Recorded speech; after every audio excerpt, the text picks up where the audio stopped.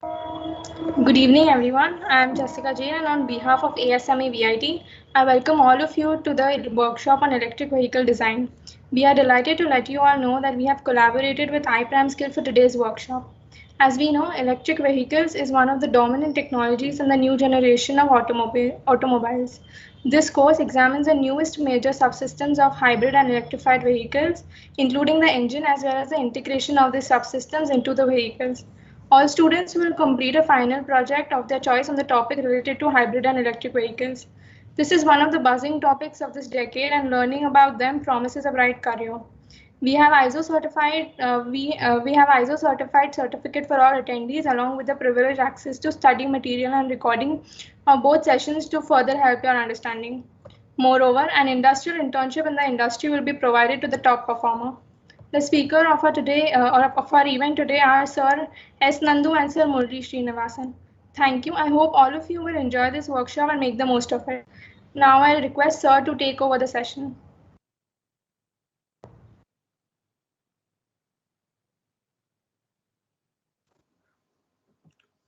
Hello, Miss Jessica. Mr. Murli will be joining soon. So Okay, meanwhile, sir. I'll just interact with the students. Okay, So sir. very good evening to all of you. So this is Vinay Pathak from iPrime Skill, Chief Information Officer. And I would like to welcome you all for today's workshop on the concept of electric vehicle design. So in this particular workshop, you have to interact with the expert. You have to understand not only about the designing concept, but the actual opportunity in the market. Means you don't have to learn something which is only for the learning purpose, but there is no such outcome. So you're trying to learn the concept, the different types of the batteries, the designing concept, but even you don't know where there's an opportunity. Even like the battery manufacturer companies, they're developing here or they're just doing the assembly.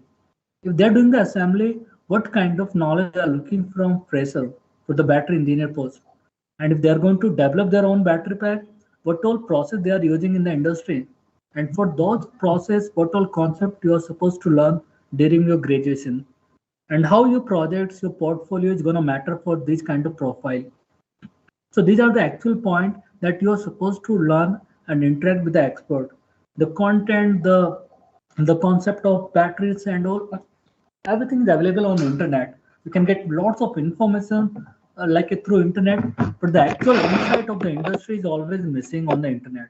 You won't be able to get directly those concepts. You can see like even in India, and not only in India but across the globe, how many companies are there who are doing the mining of the ions which required for the batteries. It's not only about lithium ion but also the nickels, the cobalt, other like materials, other minerals which required to develop the batteries. So I hope like many students are from electrical only, electrical and mechanical, right?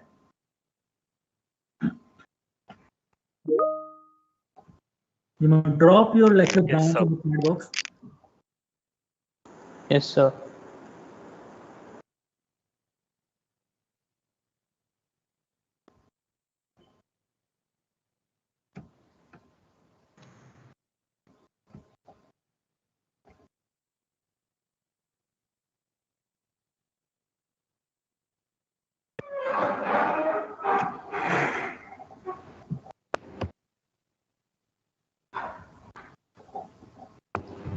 Mechanical, sir.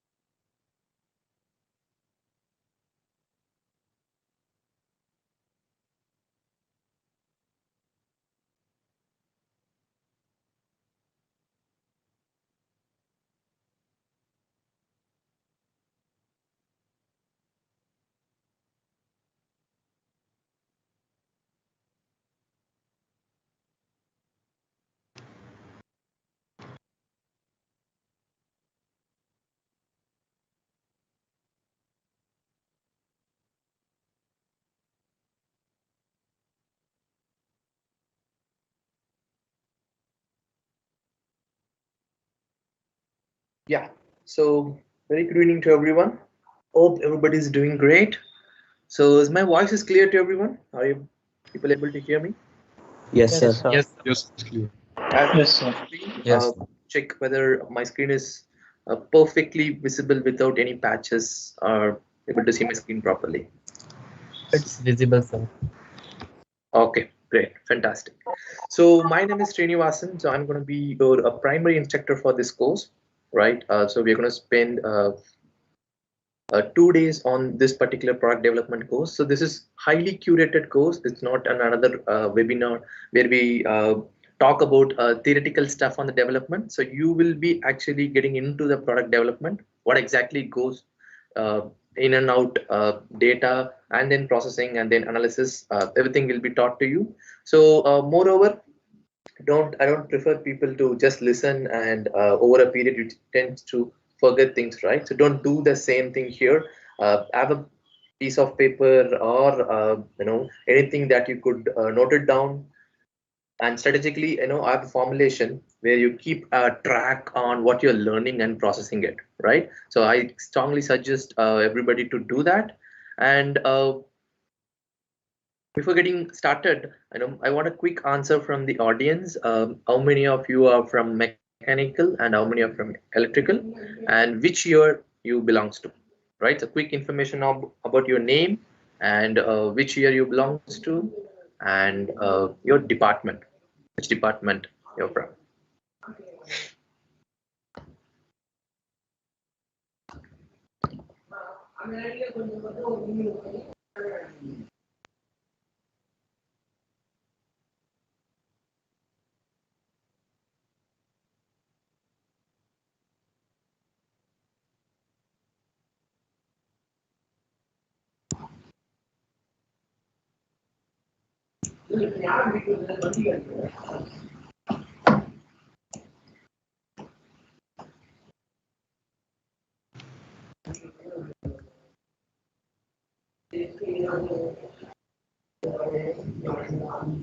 Right. So I hope most of them are from first year and second year.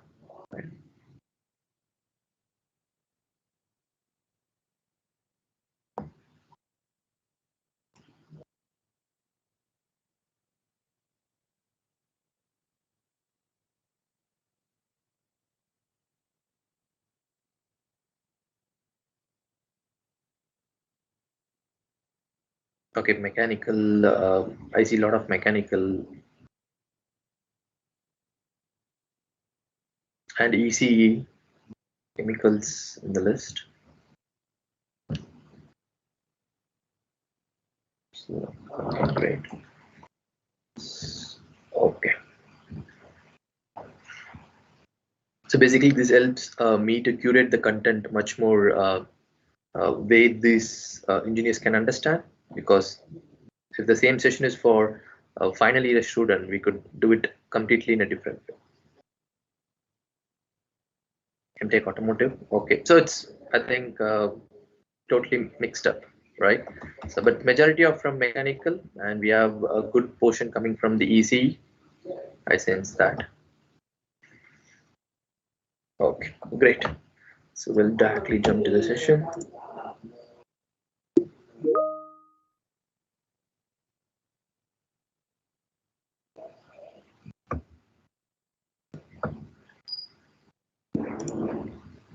So I could share the whole screen to you.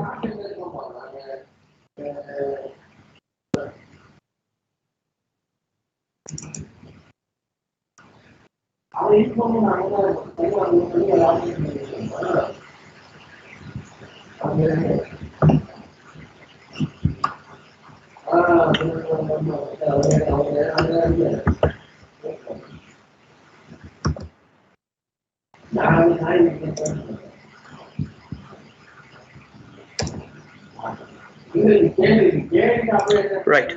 So we are getting started here. So let me know if my voice is clear and and my presentation is clear, and you could able to see the change in the presentation.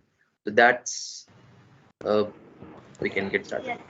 Yes, sir. Yes, sir. Yes. Yes, Right. sir. Absolutely, sir. Great. So quickly, I'm going to go through the module.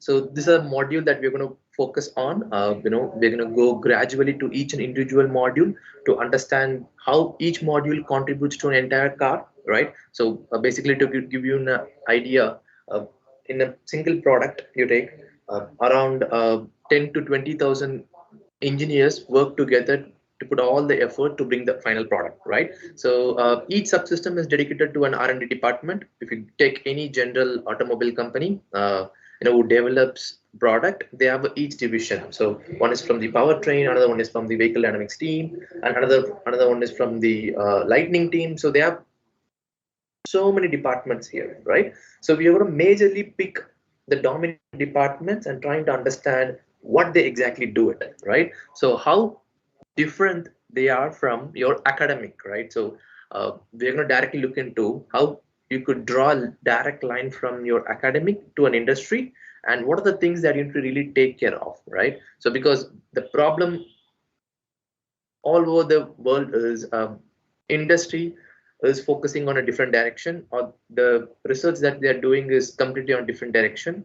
People who come from freshly from academics, they don't necessarily have a good understanding on that, right? So essentially the whole course is binded on that.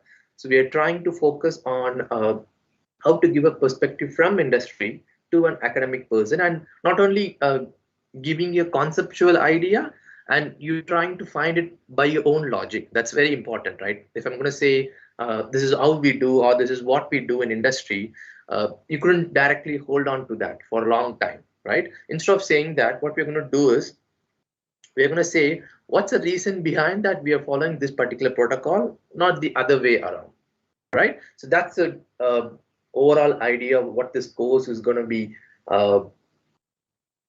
providing to you in this 2 days. And looking at the content, we're going to start with the electric vehicle and hybrid electric vehicle introduction, and then we're going to go to the market, because you see the whole industry is divided into two. One is the technology, another one is the market, right? So I strongly suggest that you'll strike a balance between these two, because it's one way technology cannot help the market. On the other hand, if the market needs are not satisfied, whatever the fancy technology you tend to have, it's no longer use, right? So we're going to talk on that perspective, how your technology as well as the market has to go hand in hand. That's very crucial, right? I'll give an example for that in upcoming slides, and then we're going to get into the vehicle dynamics and design. So there are a few departments irrespective of what shift that you're seeing now. The industry is moving towards initially it was hybrid electric vehicle, and slowly they seem to see that more and more adoption of electric vehicle coming into picture, and it has its own disadvantage as well. We're going to highly focus on that. Why India is incapable of adopting to electric vehicle is itself a wide topic, right? So we're going to jump into that and talk about that. And then this department, vehicle dynamics department or a safety department, irrespective of what powertrain that you have in a vehicle, there's still a lot of research and development needed. That's the good advantage that you have, because 10 years back people never focused on anything. Electrification itself was a big deal in that time, right? So anything autonomous vehicles or electric vehicles were not focused, but that time the major focus were the overall development, such as a safety feature or crash analysis or a vehicle dynamics team were focused on that time, right? So still they are in focus, right? Once this electric vehicle boom gets down, you will certainly see that still a vehicle dynamics team has to be there in every car, because irrespective of you take a trial drive in a car and you don't feel so comfortable, or you don't feel that spark in a car, obviously not going to buy it, even though that could be an electric car, which you're favorite of. But if you don't feel enough torque on your wheels, you're not going to buy it, right? So that's coming from the contribution of your vehicle dynamics team, right? So we're going to look into that aspect as well. So to get started, we'll start from what happens in industry, because there are different interpretations that one might have. I think it's good to clear it in the first place, right? So in any industry, subject to automobile, how do they develop products, right? So they start from sketching, right? Even though that is still the convection being followed, but there's no other way that we can think of interpreting your own ideas, right? So the great ideas or the great design comes first in your brain, and the only way you can closely interpret it is you can draw, right? You draw it, you have a future sketch, something like this would work. So this will be your basic sketch from the styling team. That's the first team that they tend to work on a product. So they have a first-hand experience of developing a product, the styling team. Once the 2D drafting is designed with the approximate dimensions giving to it, you give it to a software team, right? So the software team, what it does is it models the whole model into 3D domain, right? Now we have a 2D sketch.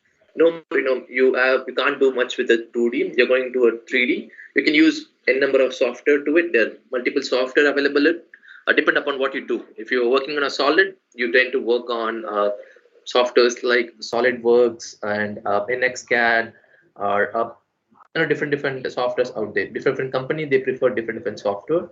Essentially, you're trying to convert your 2D into 3D model. Now you have a 3D model, you tend to get into the industry. This is where all the simulations are done here. So that's called CAE industry, which is computer aided engineering. So now all that what you're trying to do is you develop a model that's static.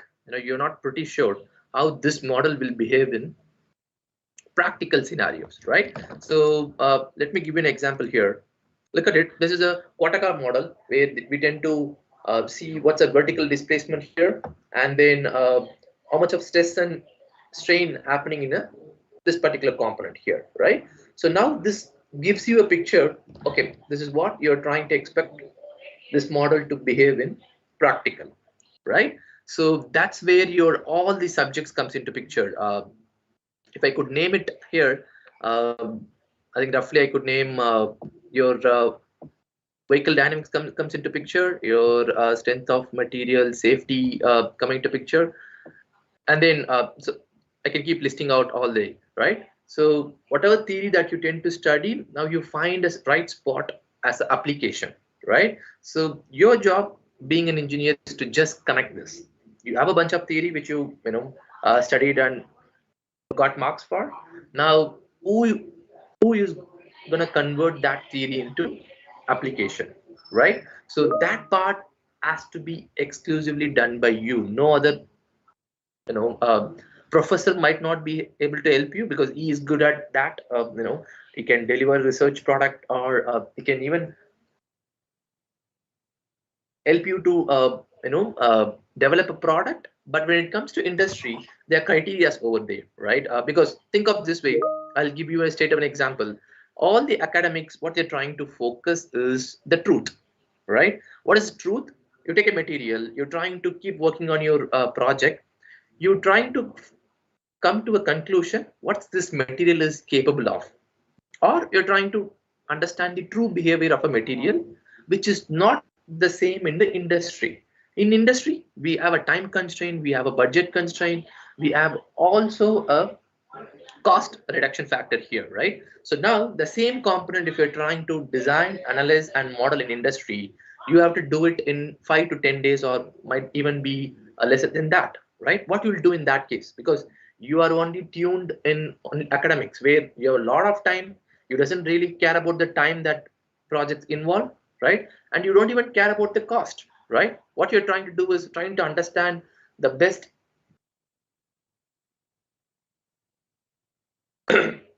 upon the model and get the results here. So that's the different idea I could give you. What is industry? What is academic? Academics focus on trying to get the best of a model, whereas here you have a too much factor affecting it. So you don't, in industry, you don't focus more on getting the best of a product. You're trying to look for optimization, where you can find a good spot between time consumption of a project and the money being involved and a budget being involved, and then the final product delivery, right? So that exactly this part is going to be, right? So your CA industry, because remember, if I'm going to talk about 40 years back, 40 years or even 30 years back, Tata Indica was an exceptional product, right? If everybody knows that Tata Indica is a very first product that had a concept of make in India, right? So what was the only issue with that product is it's purely driven by a practical approach.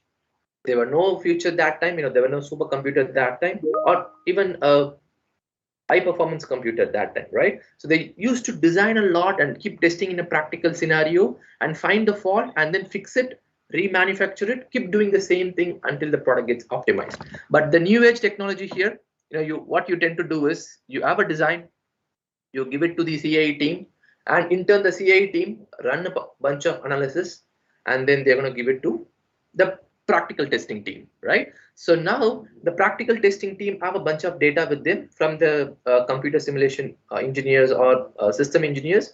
They're trying to correlate it and find strike a balance between them, right? So it goes from here all the way. You have a bunch of data coming out here. It's purely software driven, and from the physical testing, you'll have some suggestion saying that, okay, your product is getting faulted at this time, and you still have to rework on it. It again goes towards a loop, right? So this is how every company develops a product, starting from a nut and bolt to an entire automobiles development happens in this cycle, right? So to give you an idea, it takes 5 to 6 years for the current Thar that you're seeing to finish all the process and come to the market. So it took 5 years, start from the scratch, do a validation in a computer, and then give it to the physical testing, and then correct it, and then keep doing it until you get a final optimized product, and then you launch it, right? So it could be anywhere between, depending upon the scale of a business, number of people working in the project, it could take 5 to 10 years for a product to come out, right? So those companies that you see in left, those are all the supplier companies, or I could say the product companies, right? So they exclusively work on only products. For example, Bosch, they only work on a product like a controller, ABS sensors, all that individual products that you tend to see. They are very good at it, right? And you see all the companies here, Bosch, Roche is they're very good vehicle dynamic consulting company. You give them a product with saying that this car has to be as quick as possible in the track, much more track focused cars, like whatever you see your Formula cars, all that cars, they're good at getting the dynamics done, right? On the other hand, you have this OEM companies, means original equipment manufacturing companies. So these companies essentially get the products done by those companies here, right? So you see Mitsubishi here, Mercedes, Volkswagen. So essentially, every component that Volkswagen has not developed by themselves, right? They're trying to outsource a lot of work. I could say 70% of the work that's what you see in a cars are majorly outsourced by an OEM, right? Very few they do it by themselves, such as the crucial part is a powertrain and the controller. They do it by themselves. But apart from all the subsystem work, it goes directly to supplier companies, right? They essentially back them to get into a standard level, right? So that's the whole idea. Now I hope you tend to get an entire flavor how it's develop a product being developed in a company, right? So moving on about the trends.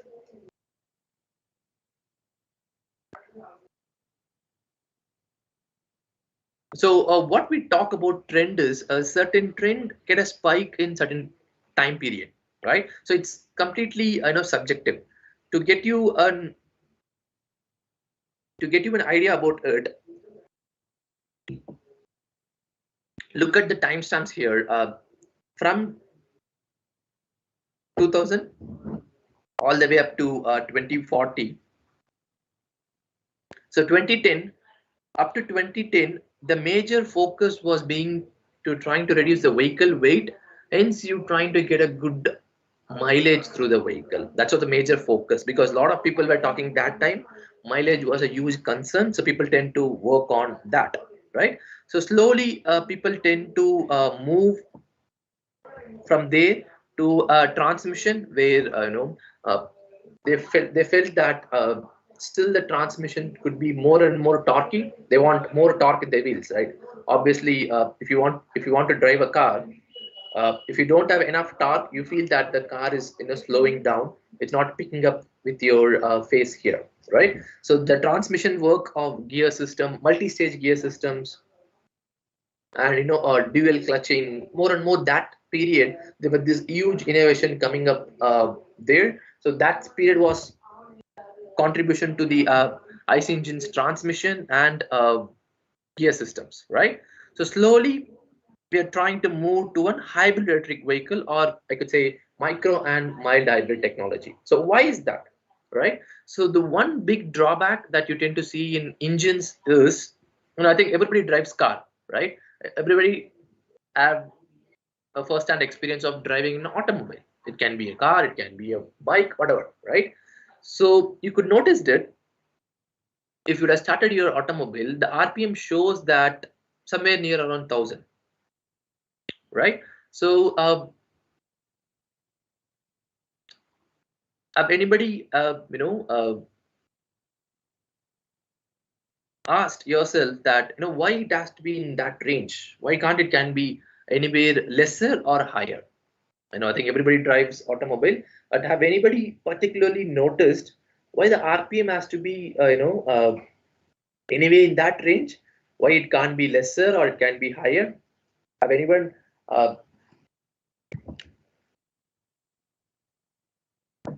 So is it because due to when the car is standing, there are certain fuel regulations or emission regulations to be met, and that is the most efficiently balanced standpoint, that the engine requires a minimum RPM to sustain itself, as well as the pollution or the fuel consumption cannot be more than a certain level.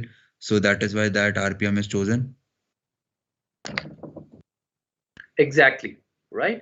So if you have noticed it, the RPM that you see is not constant. It depends upon the vehicle, right? If you have a KTM or a racing machine, the RPM might go anywhere between 1200 and 1400, right? Sometimes I've seen vehicles which have your idling RPM as 1500.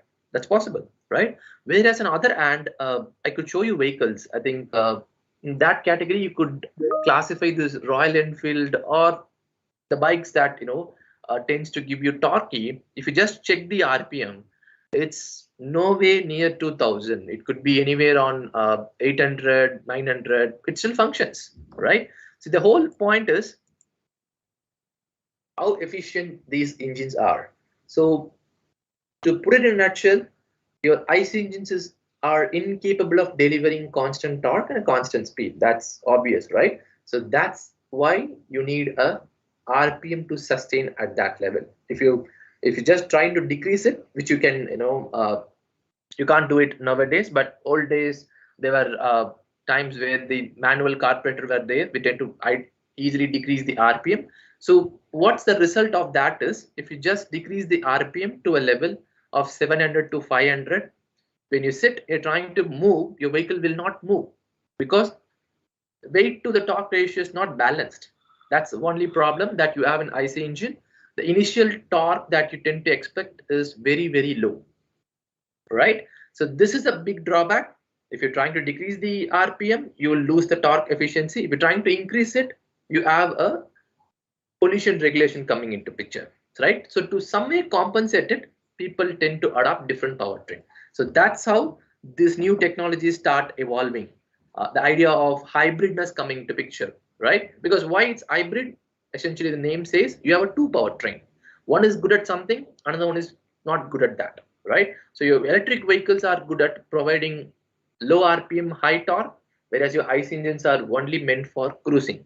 You can, you can cruise it at really a good speed. IC engine give you a best efficiency in a range of 80 to 120 km/h, right? But if you're trying to, go from 0 to 50, you really can see that every time you're trying to change the gears, it's trying to suffer, and you're trying to change the gears and then trying to neutralize it, right? So that's how it evolved, full hybrid concept.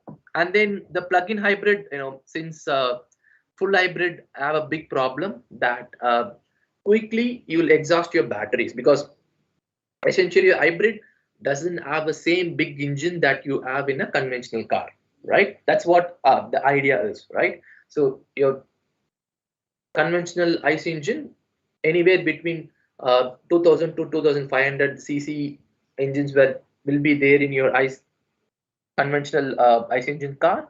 Whereas when it goes to the hybrid, it's halfway chopped. You have a very compact engine just to support the motion, whereas the other torque is coming from the electric motor. So it's quite inefficient because the battery pack is quite smaller, right? And your engine size is also optimized, right? So you could soon run out of your charge, and still you tend to depend only on engine, which is again doesn't make any sense. Again, running your vehicle using engine, no more, it's a valid sense. So then comes the plug-in technology. So what is plug-in now? So first you had only engine. Now, the pollutions were excessively higher, even though, we spent 50 years on research and development of decreasing the pollution, it's still higher, right? We can't disagree with that. Now you switch to full hybrid, where you run up to 50 kilometer on motors, and then you switch it to ICE engine, where you can cruise your vehicle all the way up to 120, right? The problem is your motor doesn't get enough charge for the batteries, right? Now you've gone for plug-in hybrid, where, in a case your batteries are down, right? You can charge it, right? So that thing works best in plug-in hybrid, where you can charge your batteries externally. That's a good cause, a good way of doing it, because think of this way, what essentially people say, have a debate here is why we need to have a plug-in technology, why we can't run the engine and use your motor as a generator, right?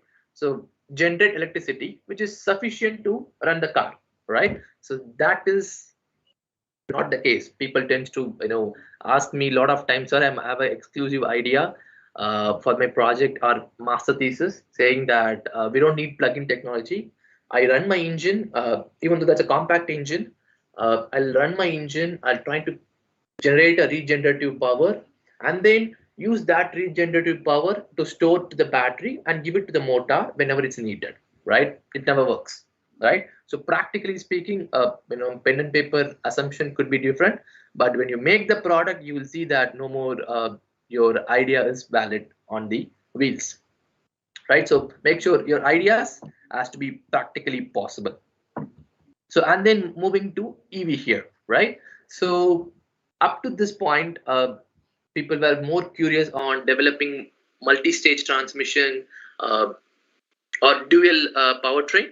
So when someone like since the obvious name is Tesla, someone like Tesla has proved that compared to all the hybrid cars, your EVs are much more efficient, because up to this point, anywhere between 2020, I could say, in the minds of engineers, not the commercial people I'm talking about, up to in the range of 2010 to 2020, everybody was thinking about electric car as a sluggish car. It's incapable of delivering that level of torque and speed, right? Once somebody broke down the entire chain, now everybody have an idea that electric cars are high-speed cars. They can cruise around 140, 160, still having enough charge for a mileage.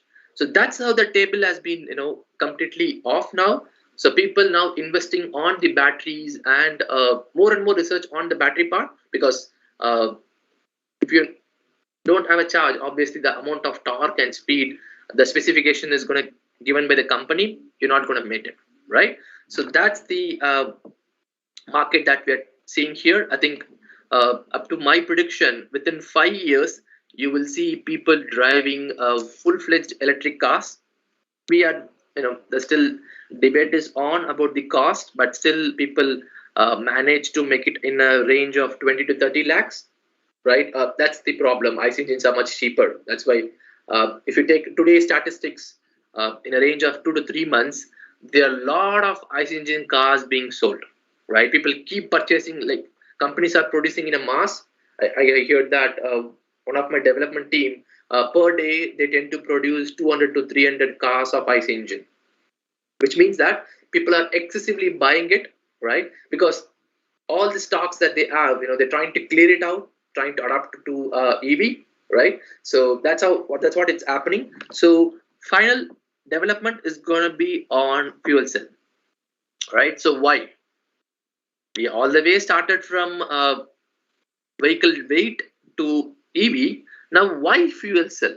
What's the biggest problem on EV, right? So anybody can give it a guess, because I keep telling that a disadvantage part when I'm moving through the ladder. But why fuel cell? Why not EV?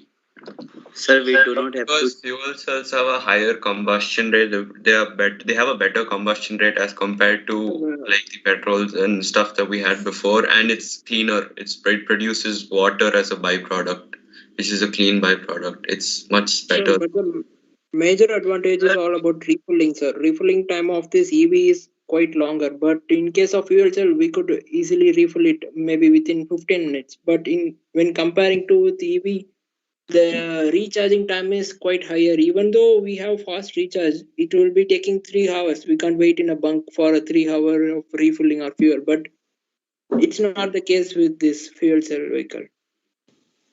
Great. It's a mix Fuel of cells problems. are less durable than the petrol engine, so they are not so long lasting. So, and even though the fuel cell are expensive and they have a high combustion rate, while if we talk about the EV, then we can face some charging problem, and it can't be able to generate much power for the working of motor in a vehicle. Good. Sir, But electric vehicles, they're just first of all, just compare EV and fuel cell. Don't bring ICE engine into the picture. all right. Sir, for this electric vehicles, there are three problems. The three major problems are, first of all, that the range on electric vehicles, they can only cope up with IC engines when they're very like when the research is good enough.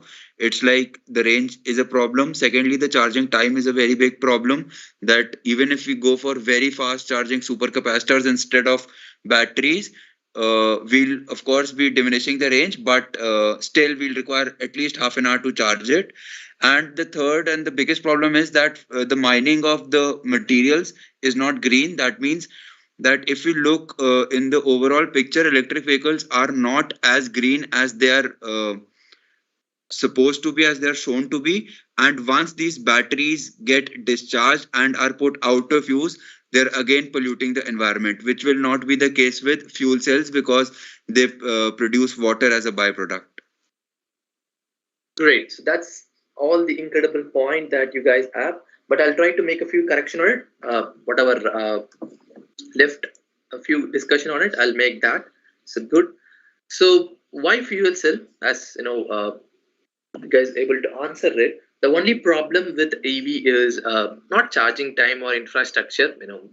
Doesn't anyway make sense to me, because think of this way: when Ford was invented, people were looking up to Ford, and that time India is the only country that not have an infrastructure to adapt IC engine. What happened? Soon or later, everywhere you see a petrol station or right?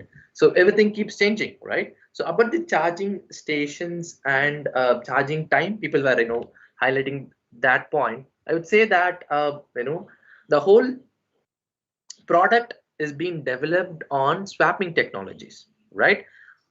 Except four-wheelers, I have to be precise here, because we have a bunch of companies that we are working on. So everybody have a common idea to swap it. At the last meeting, Maruti is the only company. What they delivered is, you can go to a rural area, you'll find a Maruti company or Maruti sales and services. And you go to a place like Delhi, you will find a Maruti sales and service. So a company like Maruti can implement swapping of batteries. You don't want to wait for a charge. It'll take 5 minutes to refill it. It'll take 2 minutes to swap your batteries. But that's only adaptable to two-wheelers, three-wheelers, wherever you have a compact batteries, Makes sense, right? But on the other hand, you go for a truck, buses, their swapping of battery is available. I think most of you, if you're not heard about Sun Mobility, this is a new age startup. They work only on battery swapping technologies for only trucks, buses, and heavy duty automobiles, right? So now what does that mean? The heavy duty is fine, and two-wheelers and three-wheeler is fine. Now the biggest problem is with the four-wheelers, because four-wheeler cannot be swapped. A lot of people don't understand this. When I say why can't, so people say that trucks, buses can swap. Why can't be four-wheelers get swapping of battery option? If that is done, you won't see this new age startup coming into, trying to disrupt the entire market and bring up a new idea, right? So does anybody have thoughts on why is that only four-wheelers cannot, why is only the four-wheelers exception? So because in four-wheelers, it's pretty much like at the core, the motor is at the core of the vehicle. We'll have to take the whole vehicle apart if we want to replace something in that. But in two-wheelers, that's not the case, right? It's much more accessible. Okay, I could say you're near, but the fundamental thing is anybody? Four-wheelers. For cars, the batteries are the heaviest. Like for electric vehicles, the batteries are the heaviest components in there. They try to integrate it with the chassis and in the bottommost portion of the car. So when it's integrated with the chassis, it will be very difficult to make it detachable, or in a way make it practically possible for people to replace it quickly. Good. Any other answers?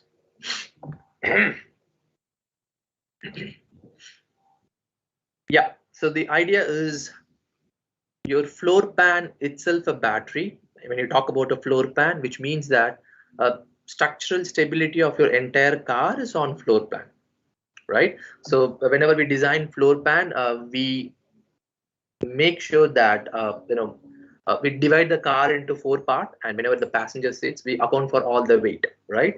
It's also important, a lot of people miss that, they only account for the passenger weight, payload, all that comes in a car. It's exclusively important that you consider the battery weight as well, right? A lot of people miss that. My junior engineers miss that, and the whole calculation is it's more durable.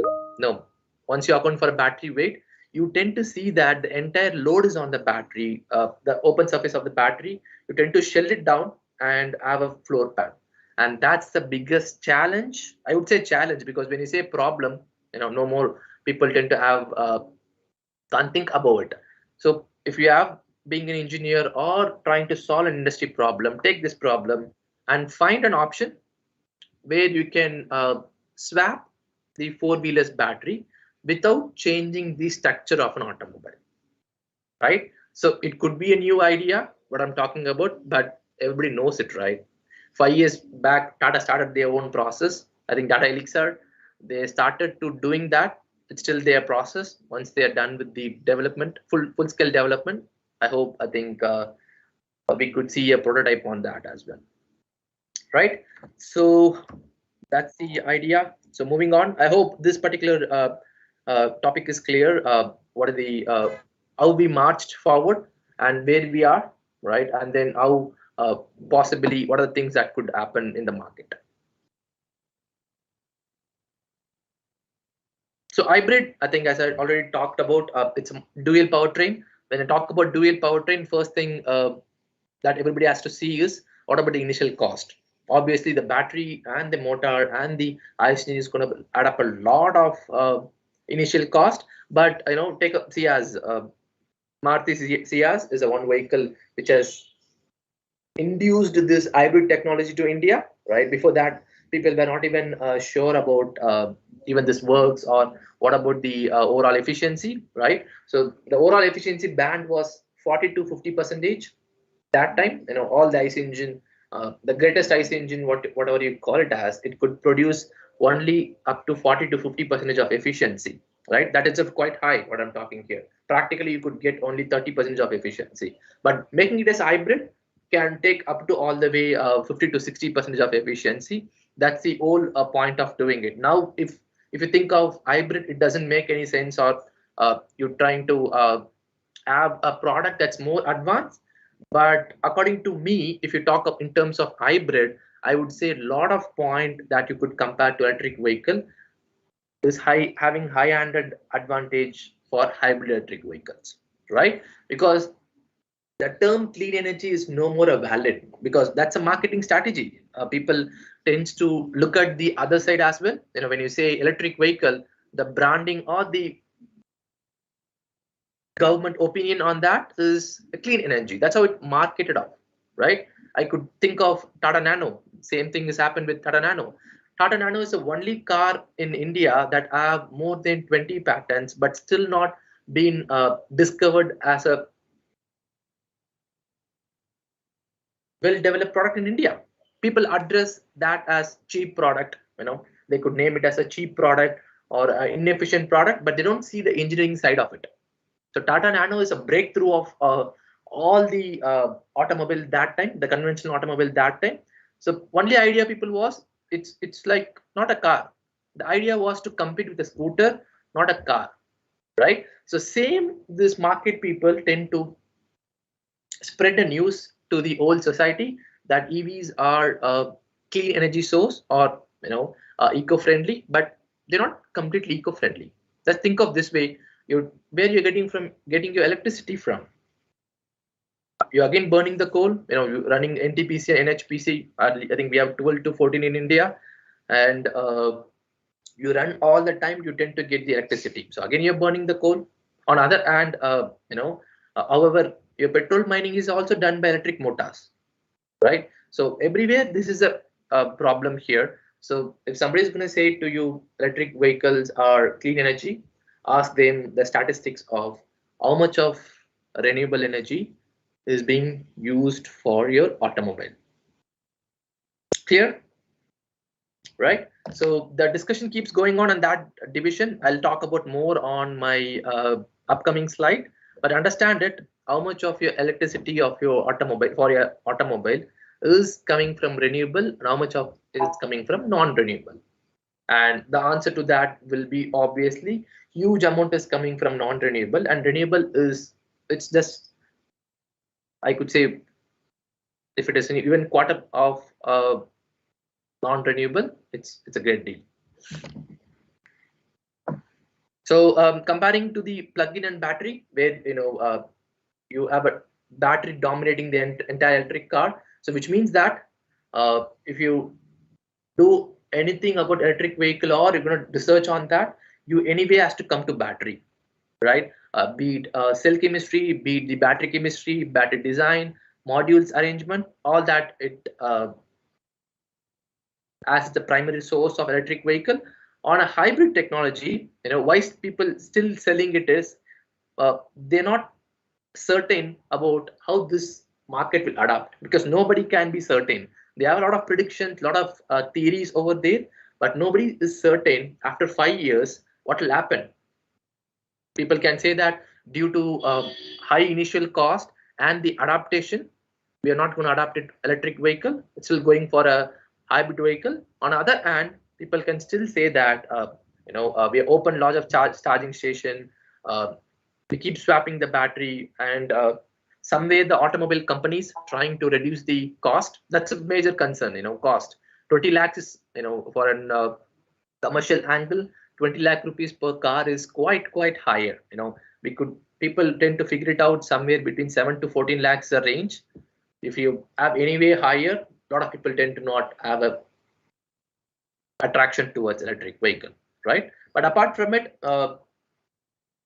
on a power classification, when you're trying to classify purely in terms of power, not talking about Tesla, looking at the Indian cars, we have in-house manufacturing MG plant here in Anantapur, and they tend to manufacture the world-class EV. They had their first product, MG Zetus. I think if you had a time, try to look at it.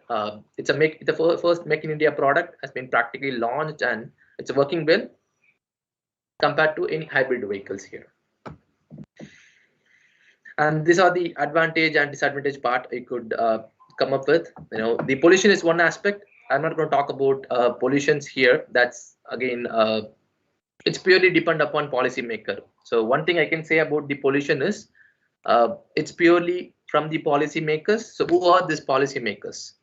They are from government, right? So people who wrote a policy of BS4 to BS6, BS4, what's their idea is,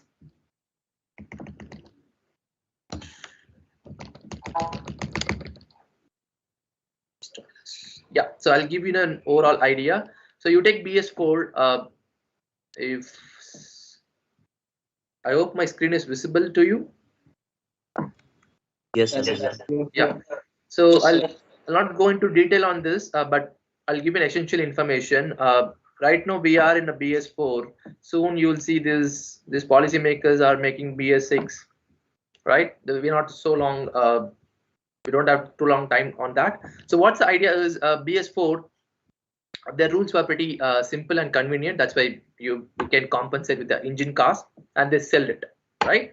So what's the problem with BS6 is the estimation seems to be for half kg of CO2 being emitted in a car, and the car has to travel for only 1 mile. And that's extremely competitive. Think of a car traveling for 1 mile and it has to produce only half kg of CO2 in BS6 standard. And now think of the cars that you're using now. Look at all the cars. No cars will come under this criteria. And this is a smart move from the OEM, which I mean that just think in terms of business, right? Why people are switching, that's a different aspect. But why companies are switching from hybrid? Because think of this way, ICE engine product development, deeply rooted in India compared to elsewhere. I could have a proof that starting from each nut and bolt to an entire making of engine is readily available in India. You don't need to import. You don't need to import any component as well. Everything is readily available in India, right? But whereas you take electric vehicle, all the supplier component, you have to still get it either from the major supplier is China. They make all the controller part. They're very good at it. Motor controller part. They're exception in it. So you have to anyway import at a lower cost, right? So the whole idea of the companies like Hyundai, Volkswagen, what are the companies that you see in India? All the companies is make sure they have to run their cars in India. That's a very basic criteria. And that's where they are switching to electric vehicle. There are no other global cause or an environmental cause, because if they have a global cause, they wouldn't have done it for this much long time, right? So what if you could ask me, so what would happen if all the vehicles are not in the restriction, but still they're running in the city?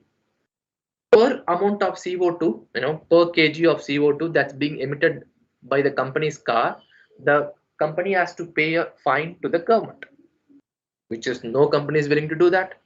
And that's why you see these companies are rapidly adapting to electric technology, hiring bulky amount of engineers on that particular division, right? Makes sense, right? So that's the overall perspective why companies are doing it, apart from government and the people's mindset on it. Yeah, so this will be an interesting topic here. Let me know what do you think on electric vehicle development in India? We're talking only in India. Electric vehicle development in India in 2040. Right? So in 2040, how much percentage of electric vehicle that you might see in India? 80 to 100. To 60. Roughly 40%. So 40% is a good approximation. Okay, I'll classify one who is saying 45 to 50 and less than. Nexon EV, yes, that's good.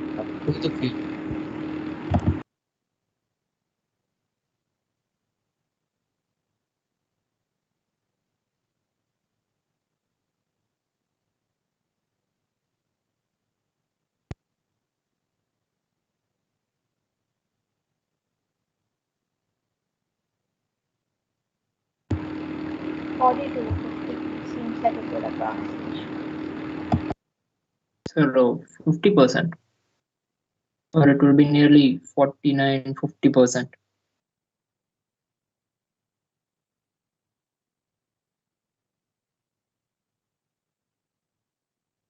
Sir, 45%, sir.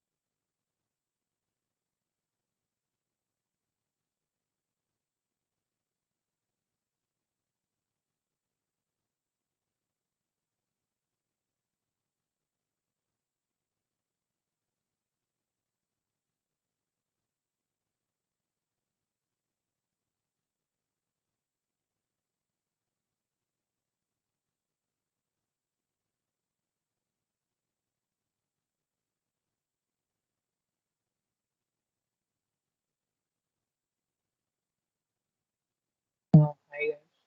So as connectivity getting back.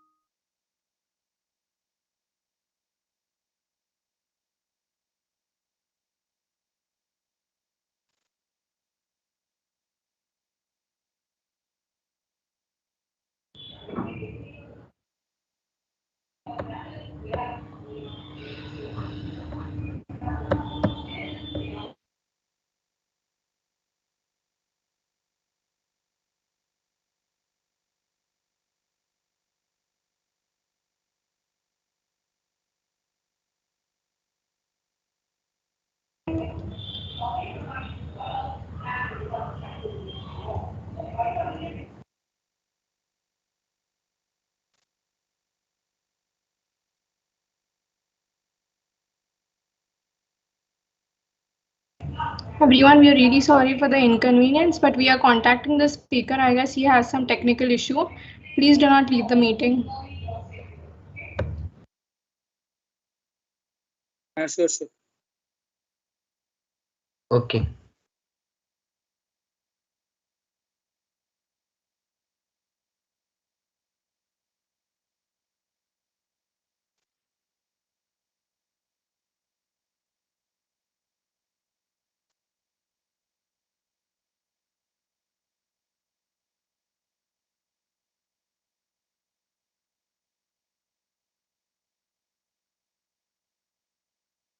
Sorry for the interruption, guys. I had a breakdown here, so I'm connecting back. So you could make me as a presenter. I'll share my screen.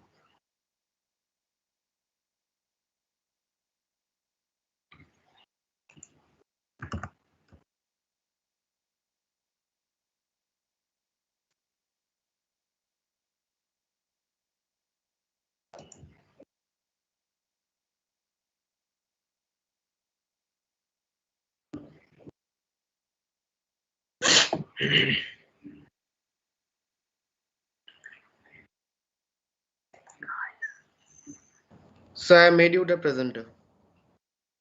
Okay.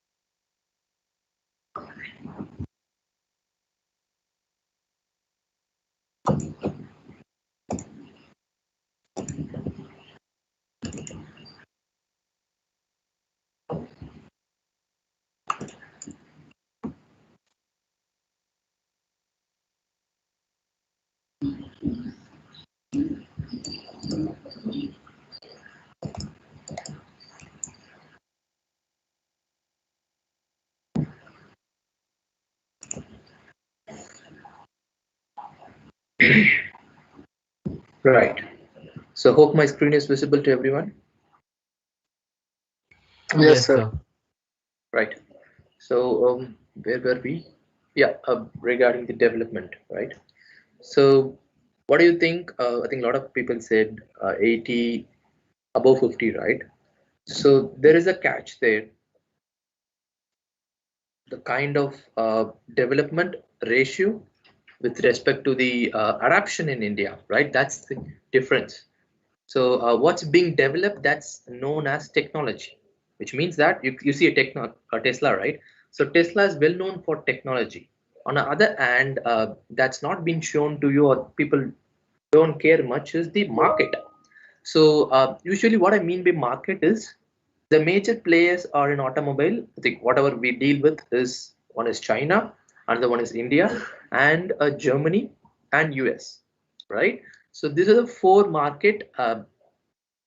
major market, and I would don't even consider India as a developing market in automobile, because 70% of the project that we tend to get is either from Europe or from US. So if you take a proportion, how much of being developed in India, that's very minimal, right? So what are the people that you're working here? They're getting the original product from there, and a bunch of instruction that proceed with this systematic plan, and we're just rendering here and then making as a final product. That's the whole idea. But the major project is not dominantly coming from India itself, right? So said that, you could see the Bloomberg Energy Finance, that is trusted data. We couldn't blindly trust people on different resource and online. You could just check out the reference link. You could compare them on that. So you could see that a lot of people tend to say ICE engine is going to go off, everything is going to be electrified. That's not so true. You tend to see the development percentage of ICE engines keep hitting the peak on 2030, because there are a lot of cars. You couldn't even imagine how many cars that you tend to have that's being developed or are already being developed, right?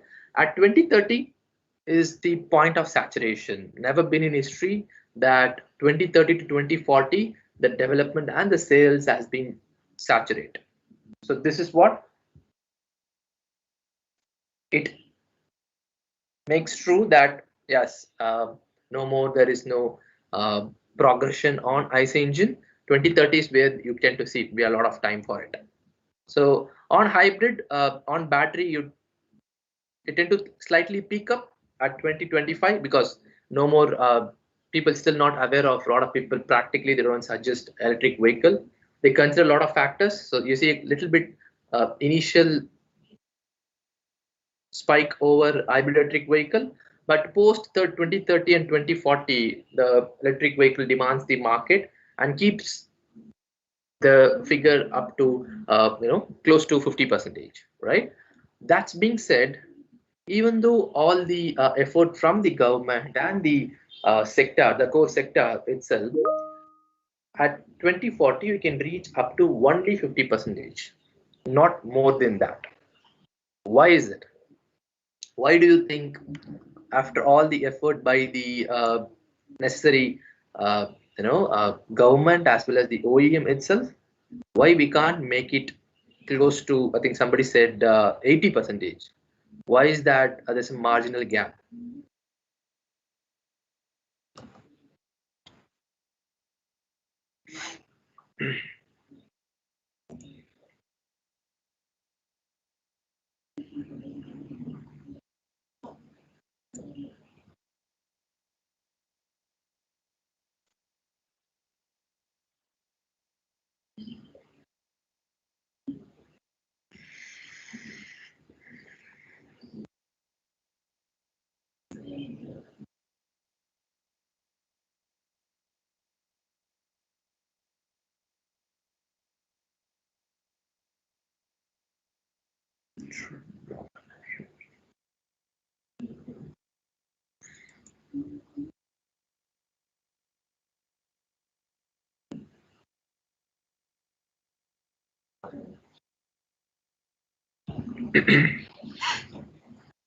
Anybody have any idea on that?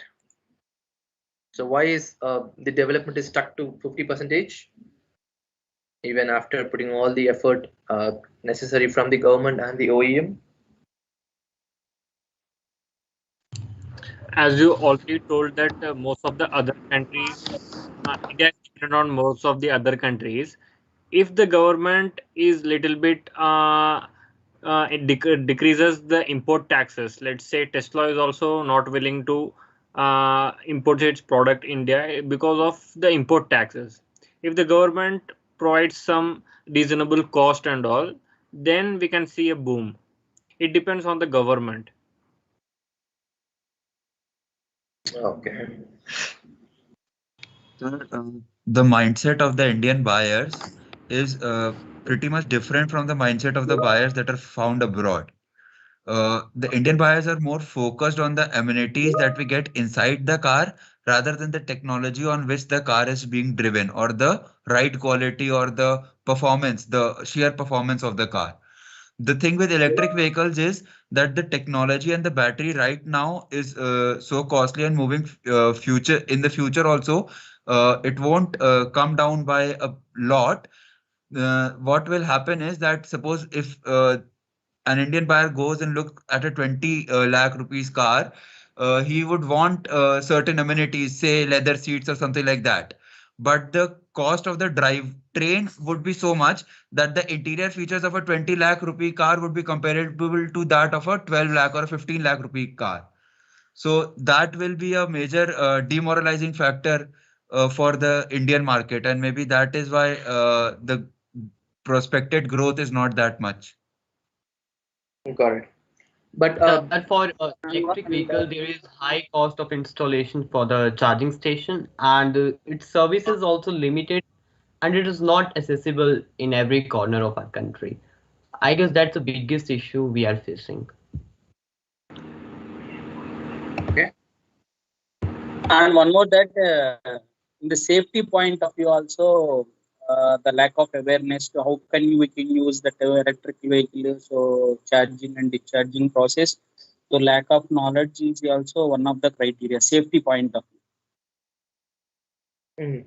So first thing I'll clear it up is the question was more directed to why we're not able to make it by ourselves, right? What we are lagging from the engineering perspective means the development perspective, right? So I agree that people are so much on to the interiors, lighting, audio systems, electrical system, ADAS system, like a safety system and stuff. They're still not focused, but that comes into once the product is being delivered, right? So my question is well directed in the direction. What's the problem in developing it, right? Because once you have a developed car, I think somebody even told that we could plan importing it.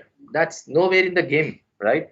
If you plan of importing a lot of Tesla, even though the import tax is very less, that's not going to solve the problem at all, right? So the whole idea is we are going to manufacture in India all the components right here in India, right? So what's stopping that to happen, right? Because that's the only solution. You could make it India. When I say make in India, it's not. Don't think that everything is made in India. Obviously, the component is going to be coming from somewhere else, right? So it's almost made in India, but what's stopping that? That's where we need to think of, right? So on that context, what's the problem is there are two things. I'll talk about that in the later slide. I'll talk only about one part. One is the electricity, as I told you. It's a first big constraint which people hugely not aware of. Second big constraint is its components, right? So this you are aware of. I think people know that where to work on a sustainability direction, be it wind, solar, whatever we tend to classify it. Work on renewable resources much higher than the non-renewable resources way of producing electricity. But what about the second component in its component, right? What does that mean by it? A motor or a battery, where because once the motor is done, what's the simplest thing with the motor is it's integrated. It's not that one component that you keep getting from the different suppliers. At the end of the day, you have to assemble it. No, that's not the case of motor. You get a motor, give a specification, detailed specification, you get a motor. The problem is with the battery, right? So we cannot detailedly describe that. What's the problem with the battery? Why even after going this much far, we can't have a complete EV on it? That's due to complete battery here, right? So how we're going to approach that any problem that you tend to have in a car is a subsystem level approach. You take a component which is closely integrated to chassis, because chassis is one prime member that's going to be talking to steering, tires, suspension, and your powertrain as well, primarily, right? So if you don't have a connect between your subsystem to a chassis, your car is no more going to be in a competitive market, right? So something like a Rolls-Royce, people have a huge price for Rolls-Royce and a huge assumption of Rolls-Royce, but only in a category of ride comfort, right? So we call it the fight between ride and handling. Ride is what you feel in a car. Suppose you sit in a car, you don't feel even traveling in a car. That's exactly a ride, right? But on the other hand, a lot of people don't like those cars. People like handling people, such as the drifting cars and racing machines. They are more into handling. You tend to get the extreme out of a car, which could be at responsive in even all the stages. If you want to accelerate, you can accelerate, brake, twist, whatever you can do, it's still with you. Whereas these types of cars doesn't give you that kind of response to your inputs, right? So that's the two classification I could give you. One is ride based cars, another one is handling based cars, right? But the biggest problem with the commercial package is you need to have both characteristics, because when you focus on a racing machine, you're pretty sure from the subsystem level, starting from a spring, damper, all that make up a car, you're going to tune only for handling, right? Here, you're going to make it everything softer. You have a softer spring, softer dampers, a lot of times even softer tires, right? That makes the car much more capable of riding it so softly. But the problem comes in packaging it in commercial car. You need both characteristics, both handling as well as riding, right? So that's the challenge that you have. But the only way you can get most out of ride and balance between ride and handling is getting into the subsystem level, starting from suspension, steering, tire. They all fall in the same place. A big mistake that a lot of product development companies make it is you give the development of steering to some other people, and suspension is developed by altogether different team, and the tire modeling and design is developed by a different team.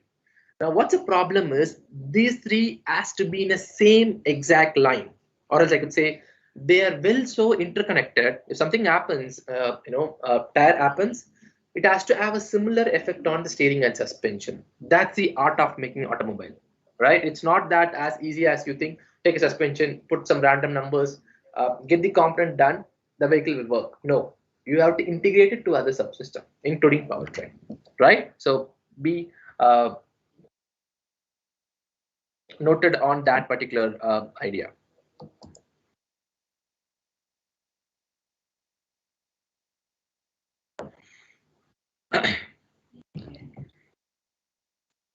Yeah, I think at this point we've been discussing that in a couple of slides back. The same thing here. Electric vehicles, they are eco-friendly, but remember, they are not completely free of pollution, and weight to power ratio is comparatively lesser when it comes to the IC engine. You have it weighs around 700 to 800 kg.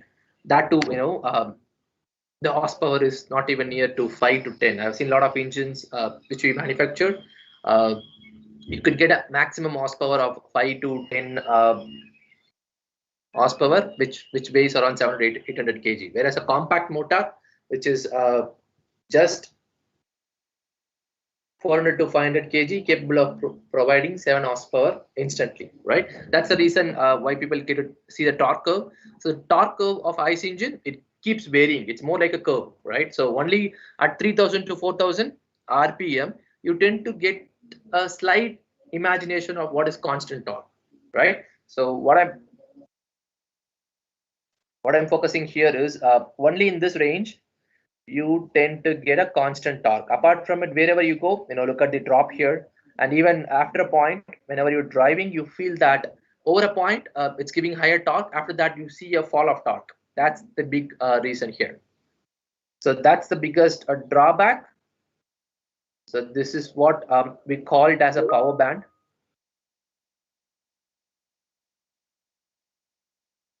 So any efficient powertrain, if it has to be acknowledged, the power band has to be higher, right? The only problem is with the IC engine, the power band is too low, right? So what people tend to do it is all the gearing system that you tend to see, all the gear system, anything we call it as a transmission has to be placed in this region, the region where you have a maximum torque. That's why you have 4 gears. Whenever you see engine is rising up, you tend to change, which means that you have to closely pack it in a power band, in a range of power band, to get the most efficiency out of IC engine. Makes sense, right? If the power band is too low, you end up in getting the worst part of IC engine, right? So if the power band is too high, how we can do it is put so many gears in between it. The power band, you try to last as long as possible in a power band to get it higher efficiency.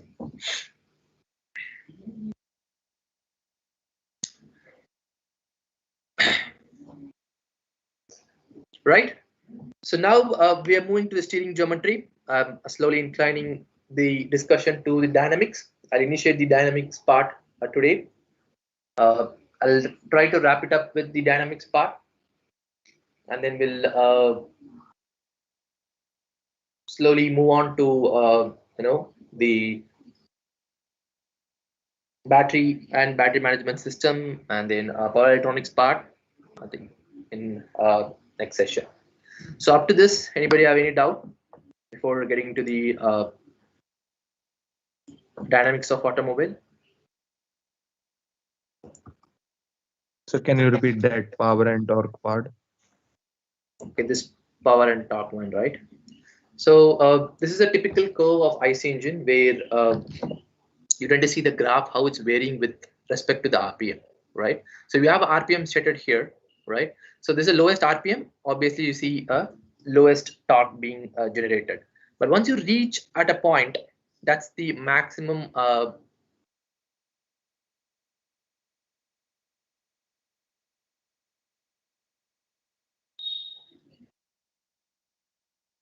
that's the maximum torque that's been given by the powertrain. So now this is area where your maximum power is being given. So your job, or the engineers who's working out there, try to maximize this, right?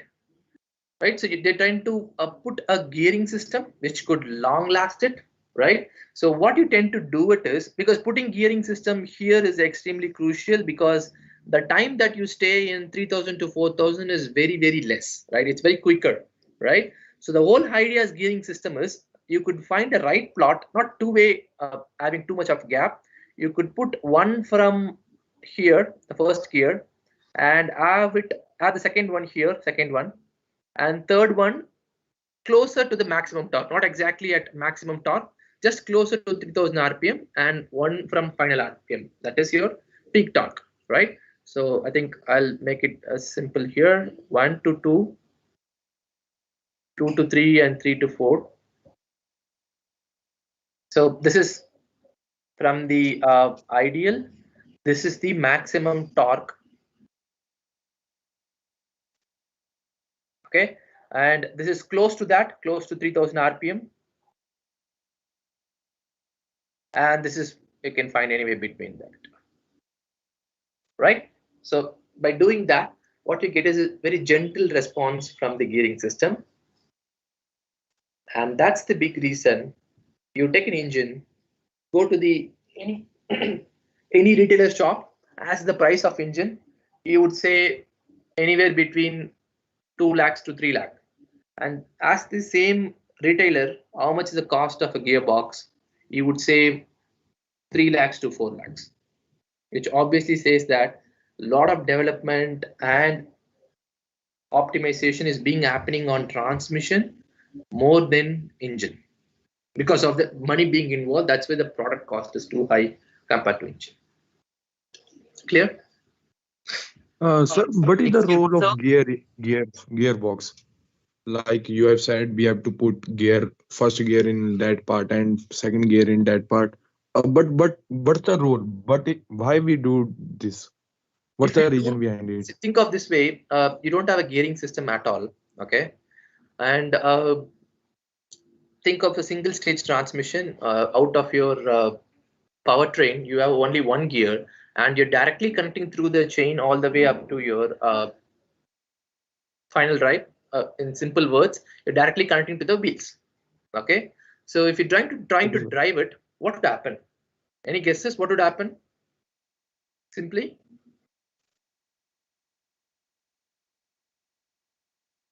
okay, I didn't make it that complex.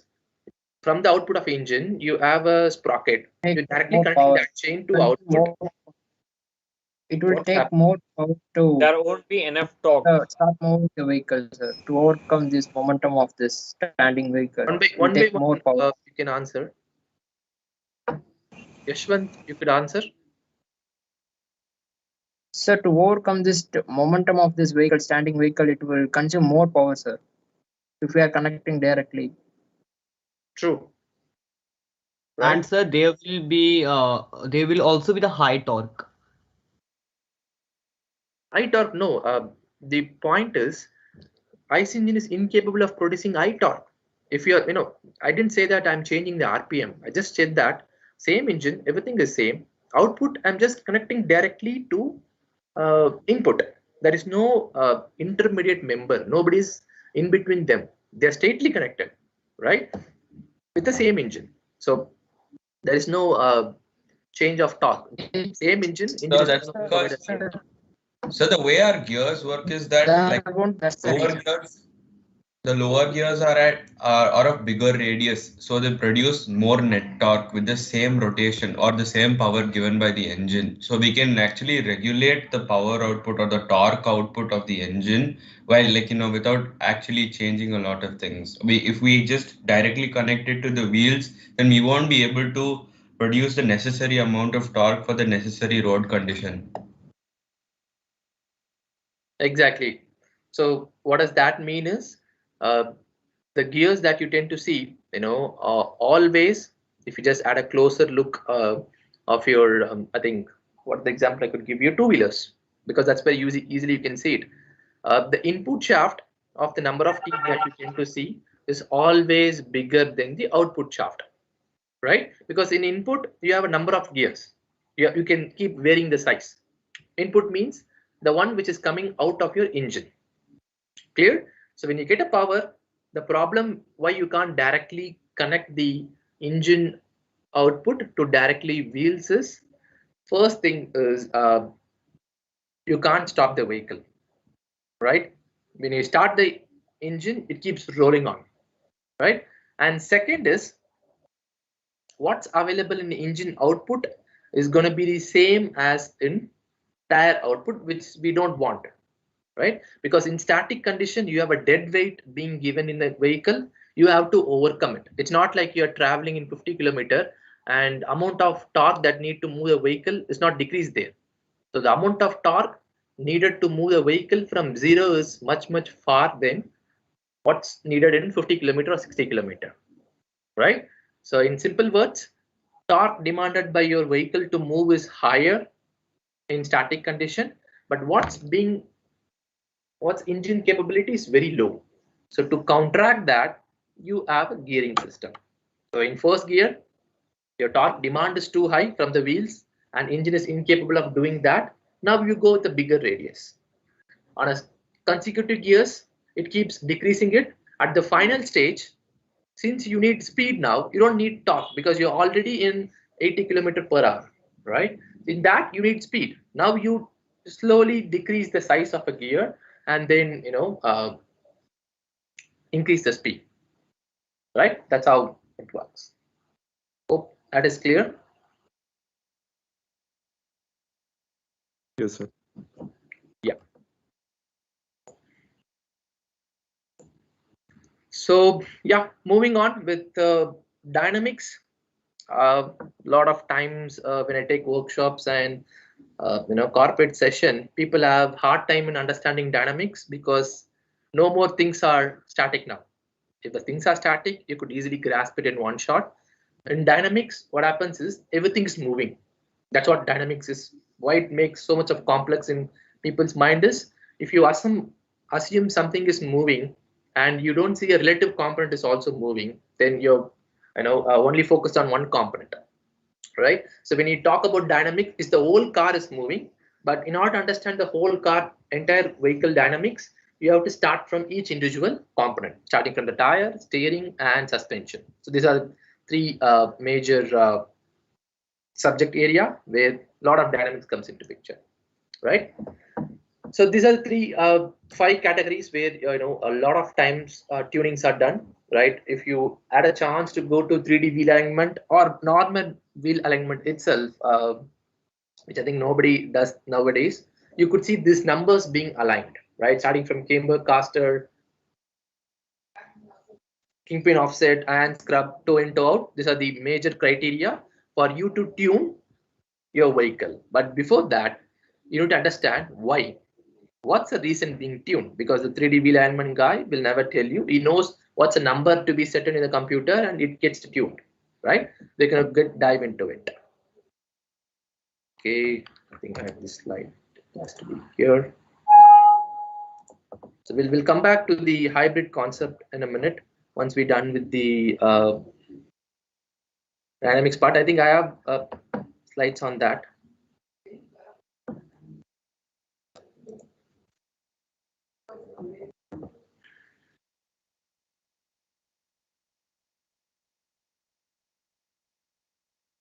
Okay. So I'll try to share the screen now.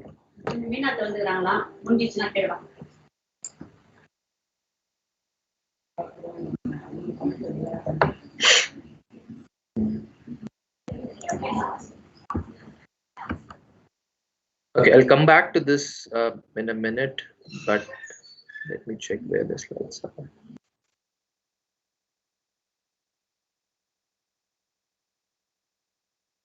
Yeah, here we go. I think it should be there.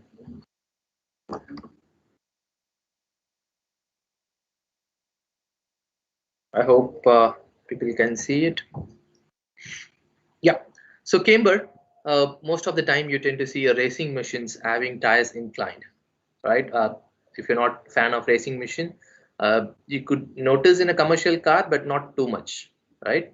So to give you a realistic example, a lot of our autos, I think auto rickshaws, they have their rear tires getting inclined out of the body, right? So they have a big reason, but technically they don't know what's the reason, but they tend to say, I'm getting huge amount of mileage from it, right? So camber is one finite adjustment. If you do it, you tend to get a good grip, thereby getting good mileage from your car. So camber angle can be understood in very simple terms, starting from a simple example, right? So one is, I think most of you would have heard banking of roads in your higher secondary might be, right? What does that says is you have an angle, a road is given an angle, how much of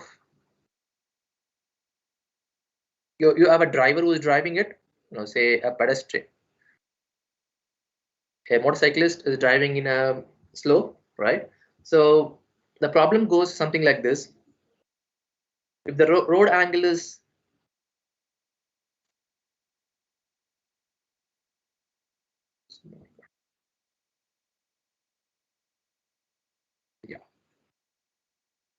right, so if the motorist has to turn the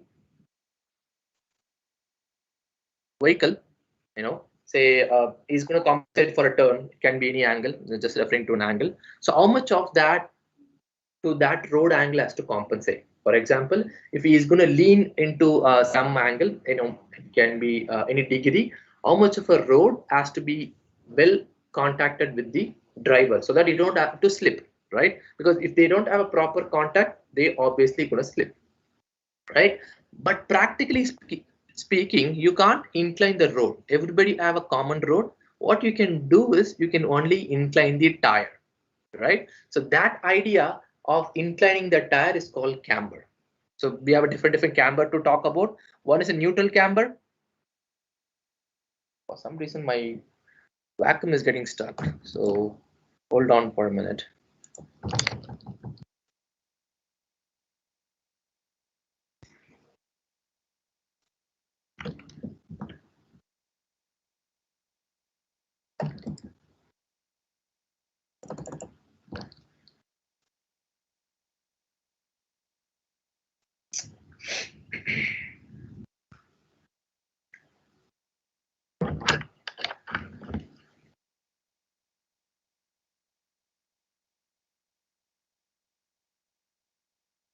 Right.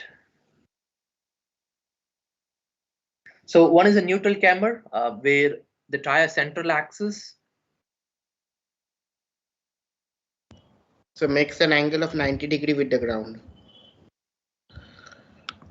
Exactly. So they are perfectly perpendicular, but practically speaking, nobody does the neutral camber. So only for theoretical understanding, you have a 90 degree perpendicular maintenance between the tire and the road, whereas a positive camber is what it's leaning outside.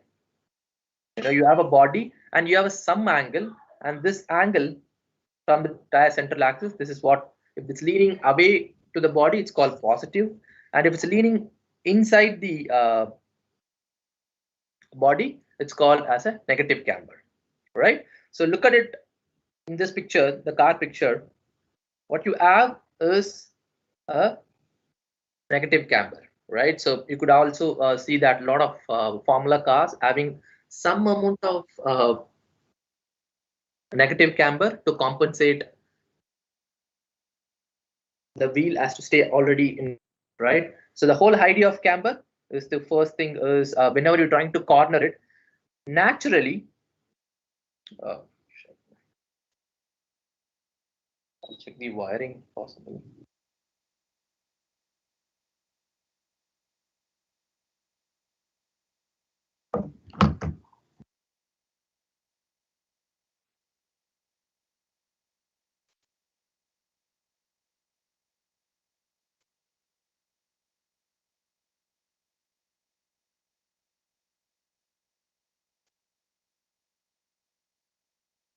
Yeah. So the whole idea is, whenever you drive car, think of, suppose you're taking a right turn.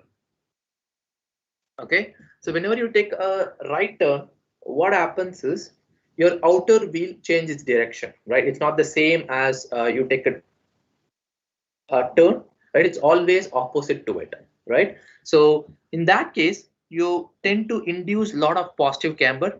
So whenever you take a vehicle to a drive or you're trying to turn, your vehicle naturally induces a positive camber. So to counteract that, because why you don't need positive camber, you lose grip.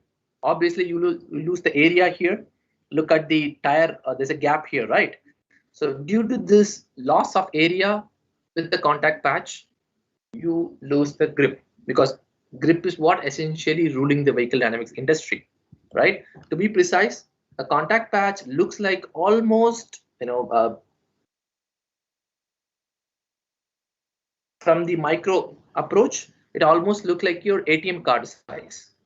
So all that engineering, the billion-dollar research is to get the desired grip from the contact patch. Be it acceleration, braking, twisting, turning. You think that your powertrain is doing that. No, your tire is the only component that doing the entire thing by itself. So if you could ask me which is the very complex part of an automobile, I would strongly say it's a tire, not a powertrain, not actually, because powertrain is it knows only in form of rotational force. It just delivers rotational force. That's it. But when it comes to the tire, be it acceleration, twisting, slipping, or sliding all the surface, everything is predominantly from the tire, because that's the only component that's coming into picture between your road and your driver, right? So all that, whatever you call the performance aspect, it's purely coming from the tire. Without understanding tire, a lot of people tends to develop suspension system, steering system. They could end up in developing a great suspension steering system. At the end, if you're not aligned with the tire or your properties are not aligned with tire, obviously your car is going to be, off the mark, right? That's for sure. That's a whole lot of people engineers making the mistake that if the development has to start, it has to start from the tire characteristics. What's the dimension? What's the property? What's the data? The testing data. From there, you reverse engineer it all the way up to positive suspension. Negative chamber है. अरे ये कैसा photo लगाया? Could you check your mic, before speaking?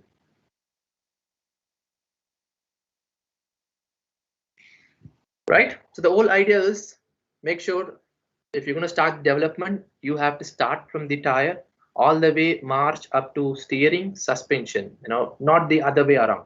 If you do design of steering, suspension, at last come from the tire, you end up in getting a false report from the simulation, or even it evidently shows in the physical testing.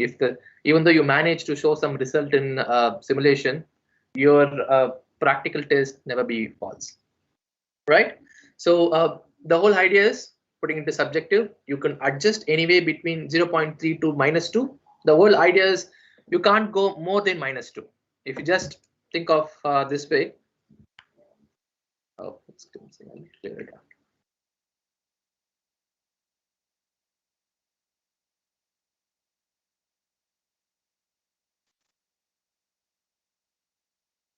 Right.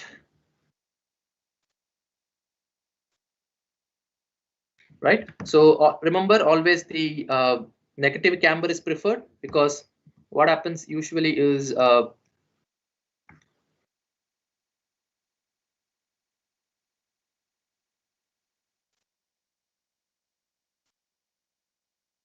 right.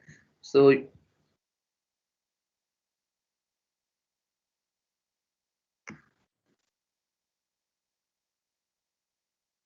your positive camber naturally gets induced in any car that you drive. So to counteract that, you give some amount of negative camber in this range, 0.3 to -2, right? Why you can't go more than -2, -3, and -4? What happens is even if you're not turning, you're driving in a straight line, -4 degree of negative camber is very high. Which means that even in straight line driving, you're just wearing the tire on one portion, right? If you give more than that, you're not using this portion of tire, you're only using this portion of tire, right? And that's why all the Formula cars, they have a sensor just right behind the tire. The sensor will try to project the temperature of a whole profile of a tire. So wherever the tires are being scratching a lot, they have a huge temperature, and if the camber is little offset from the original ideal value, the temperature plot exactly shows that. That's why you see all the Formula cars tend to get that data from here, right? So that's the idea of camber. The whole concept is to get the grip by maximizing the contact area. Just remember, you're traveling on 150 km/h, and your contact patches just miss the surface in 0.1 second or 0.2 second, right? What would happen, right? If you're keen in automobile or motorsport, I think a couple of years back, the vehicle which came first and the vehicle which came second, the difference is just a 0.1 second. I think 0.1 second is the difference, right? So if that level of engineering is needed, I think camber has to be taken care of. I'm not sure why it's showing.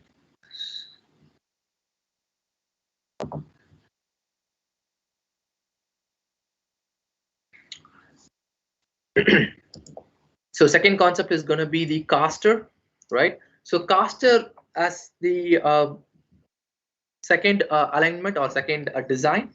most of the time, whenever you go for a shopping cart, or you tend to see these wheels, right? Right. So these are all the best examples of casters. Right. So if your steering axis is exactly same as your vehicle central axis, then you tend to call this as neutral.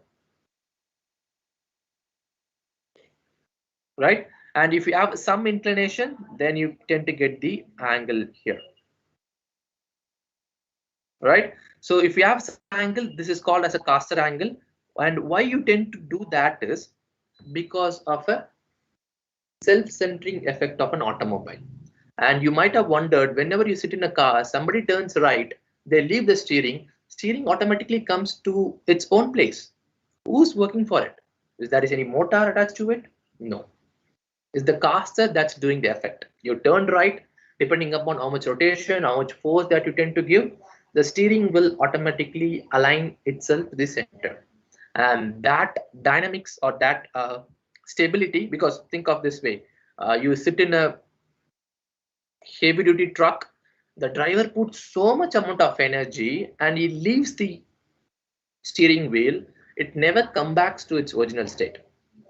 Right? So it could be a big deal for you to put too much of effort in order to make your car turn if you get this value wrong. So just kindly hold on. I'll try to replace the vacuum pad.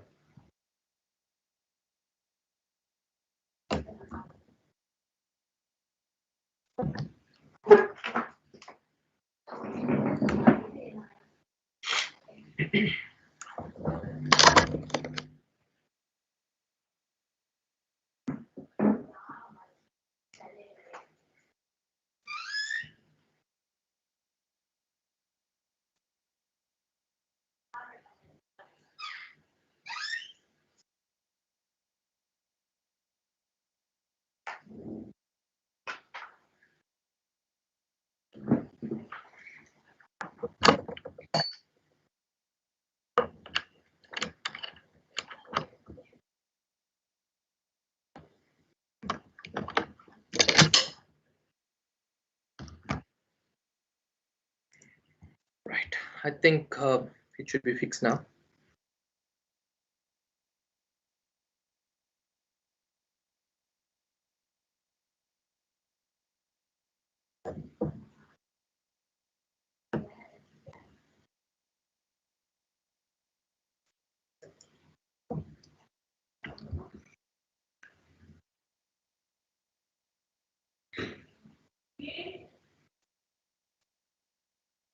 Yeah, so you tend to have a caster this way, your vehicle vehicle direction is this way, and you have a caster of I think a lot of times it's 6 degree, and it can range up depending upon whether you're looking at working on SUV or a sedan class, or just a small scale car, right? So what exactly happens while doing caster is you have a offset from the neutral, and that offset is called as mechanical trail, right? So what is this mechanical trail is, now your steering is no more acting at exactly center, you have an offset. So due to this offset, you tend to get an effect of turnability, right? You tend to turn, and now to calculate I'll give you a quick example on that. So the alignment, or what we called as returnability, right? It's nothing but a factor of a lateral force, which is what you're turning your tires for. Lateral force multiplied by your mechanical trail. Okay, this is most of the time this works, but a lot of time people tend to miss something called as pneumatic trail. Right, this is more appropriate, right? So a lateral force multiplied by your mechanical trail plus pneumatic trial. So what's the value that we can expect, or what we tend to go with is 20 mm of mechanical trial to 40 mm is ideal range. Don't go more than that. More mechanical trial. What will happen here is people say that I'll go 50 mm of mechanical trial. What will happen, right? So the purpose of caster is you just want to turn the wheel, and whenever you want to turn the other way around, it needs an aid, right? You're just getting a support, right? If you go more than 10 degree caster, 12 degree caster, by increasing the caster, you end up in increasing the mechanical trial, which means that if you go 100 mm of mechanical trial, if you're trying to turn the wheel, it's going to be so hard on your car, right? If you can't even make a turn, don't think of even returnability. You can't even make a turn of your car because your mechanical trial is way more higher than the limit, right? And your caster limit has to be between 4 to 8 degree maximum. Clear? And that's an incredible example in your shopping carts. Your shopping carts have caster which is opposite to an automobile. You could see that, right? The shopping cart angle is quite opposite.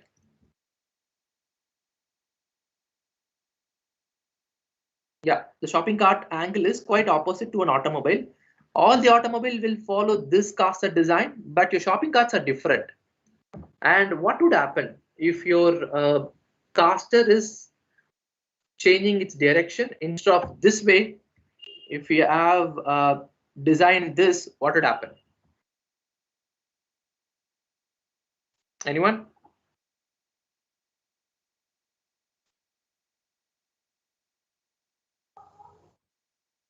If you have a caster in your automobile, same as your shopping cart, right? Look at the shopping cart.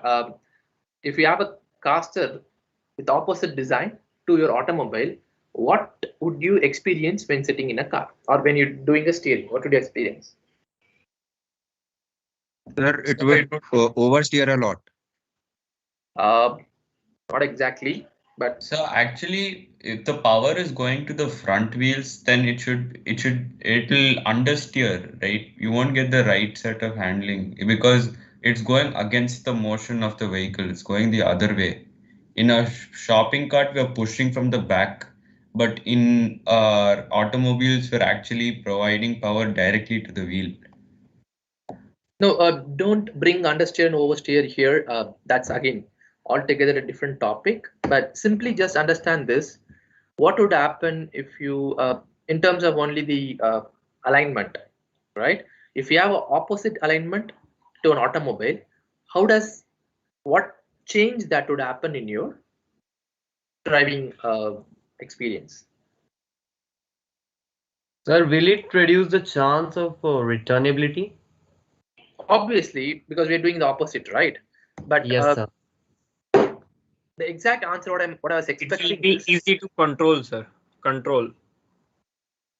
No, the other way around. It's not easy to control. So here you're just adding up the force and you're steering. So if we would be having the cart system in our cars, then if we steer to the right, the car will continue to go to the right and there will be no returning force. Yeah, you're close to my expectation. So what would happen is very simple, that if you still go in that direction, your steering might induce an instability, which means that you start wobbling the tire, right? Because a little amount of force will try to push the tire towards its steering direction, right? So you end up in losing the stability of your car, right? So that thus it can understeer and oversteer, but that will talk completely on when it comes to right hand handling, because right hand handling is all subjective. Under that, you could brief on understeer and oversteer. But here, we're strictly looking at steering geometry, right? To put it in a nutshell, if you have a right caster, which is looked in the first picture, you could get a stability from the steering and it will aid you the direction of the motion. If you have an other way around, what will happen is your steering will start wobbling, right? You could feel that there is no rigidity in your steering wheel. It's much more lighter. And a lot of times why you feel that when you're rolling the cart, why you feel that the wheels are often getting wobbled, trying to switch the direction. It's because of the design of a caster, right? But instead, if you try next time, trying to move the shopping cart other way around, you see that from the instead of doing it behind, if you're trying to do it from this side, trying to push from this side, you tend to see that there's no wobble. You're trying to go in a certain direction. That's the difference, right? Hope that is clear. Moving to Kingpin. Anybody? Sir? Yeah. So what is this pneumatic trial? Oh, okay. Since it's, I'm not sure why I'm getting this. I'll explain it in a short. Yeah, I'll explain it in a short. Let me clear this particular issue. Yeah. Okay.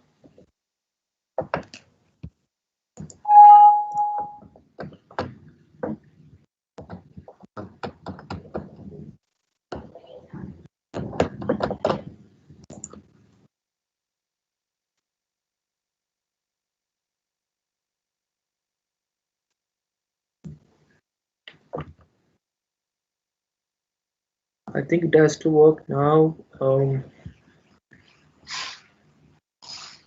There should be a softer glitch here. It keeps coming one way or the other. Many markings now. Cool. Right. So I think somebody asked about pneumatic trial.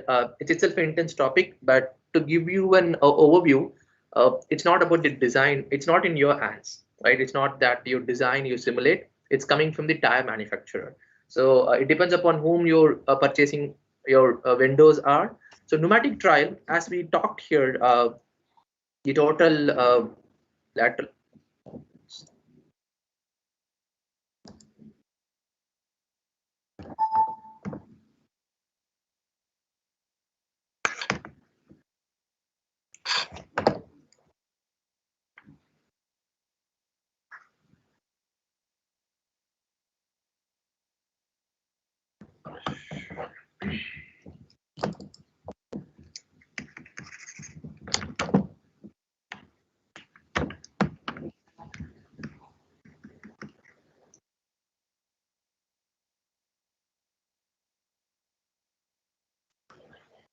Yeah, so the aligning moment is just a factor of the lateral force, as I told you, mechanical trial plus pneumatic trial, right? So which means that 40 mm of mechanical trial, which is I'm telling us ideal, it could be anywhere in that range, and pneumatic trial of 20 mm, and a lateral force of typically 2000 Newton, right? This is what the numbers looks like, right? So the pneumatic trial is not in your hands. It's not that you can control it, right? It's a default value getting from the tire. So tire, all the forces, whatever we're talking about in a microscopic level, if you look at the contact patch, all the forces, momentum that we talk about, it's not exactly acting in center. There is an offset in its tire contact patch. From its that offset, it's called as pneumatic trial, right? Since you use pneumatic tires, we account for that deviation, because in industry you can't leave something as assumption. Assumptions you do only in academics, not in industry. We do it. We don't even practice it. We tend to go with the data. So we are moving from assumptions to data, right? So pneumatic trial is purely governed by the tire. All the forces not exactly acting at center of a contact patch. There's a deviation from it. So that value, you could get it from the tire manufacturer, right? So, but how it is determined by tire manufacturing? Can you please elaborate it more? Maybe I'll do it at the end of a session. I think we have topics to cover. I'll wrap it up this part. I'll brief you on how would you get it that pneumatic value from the tire manufacturer. Okay. So,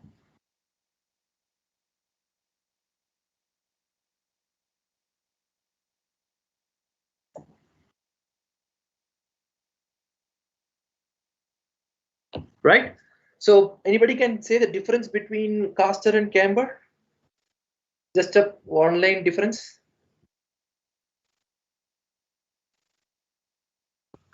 So the camber, camber is Now go one by angle. go one by one. Okay, so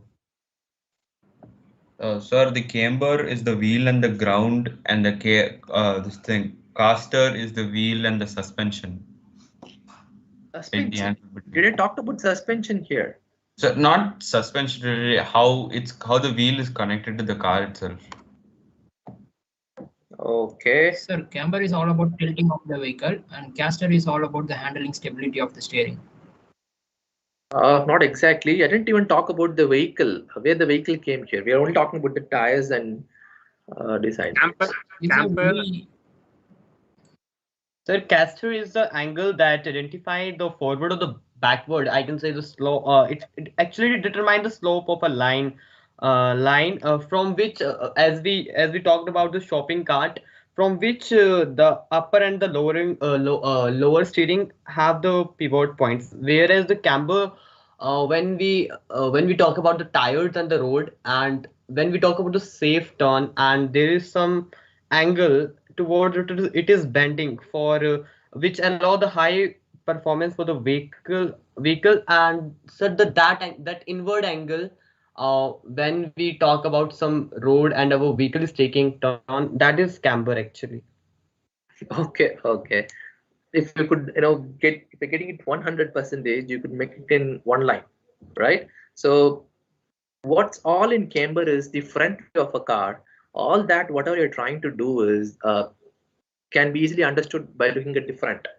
In caster, everything is in side view, which means that all that, whatever we discussed, it's happening in a side view. And in case if something is displacement is happening, it's only in this direction. It's directed in this direction. But camber is directed only in the vertical motion, which means that if you hit a bump, something happens to your car, the angle is changing, and you see that in standing in front of the car, you talk, it means that you're talking about camber. And same thing happening in the side, and you're seeing any movement distortion here from the side, and whatever it can be, and if you see it from the side, it's called caster. As simple as that. So don't make it too complex. And kingpin offset is so similar to the caster. Only thing I want you to think is caster in front view is called as kingpin. I think that's the best way I can put it off, right? So caster in front view, it's called as kingpin. So how do you quantify it? I'm not sure you guys are educated with this, but I'll try to be as basic as possible. So your suspension have two joints in it. You see upper control arm and the lower control arm. So they both primarily dictate the motion, right? So majorly your upper control arm, it is dominant in your camber adjustment, and your dynamic camber, which I don't want to be talking about here. So in camber, what's the one thing is, when the vehicle is standing, we call it as a static camber. When the vehicle keeps moving, the amount of displacement that total we have vertically, that's called as dynamic camber, right? So these two are completely directed by your upper control arm. Your lower control arm, most of the time, it's for the sustainability. All the loads are governed by your lower control arm, so that's how it's directly supported your lower control arm. When you draw a line between your ball joints to a patch, this is called as kingpin axis, right? And what it makes to that tire axis, that angle is called as kingpin angle. And if you measure it this way in mm from the center to center distance, this length is very important. A lot of people don't get it. This is called as spindle length.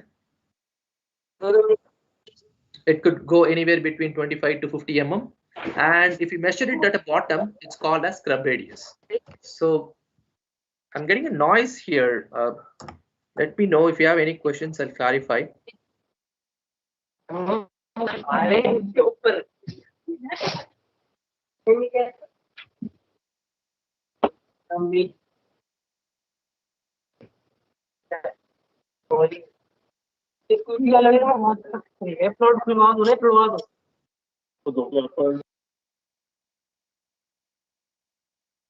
If somebody want to speak,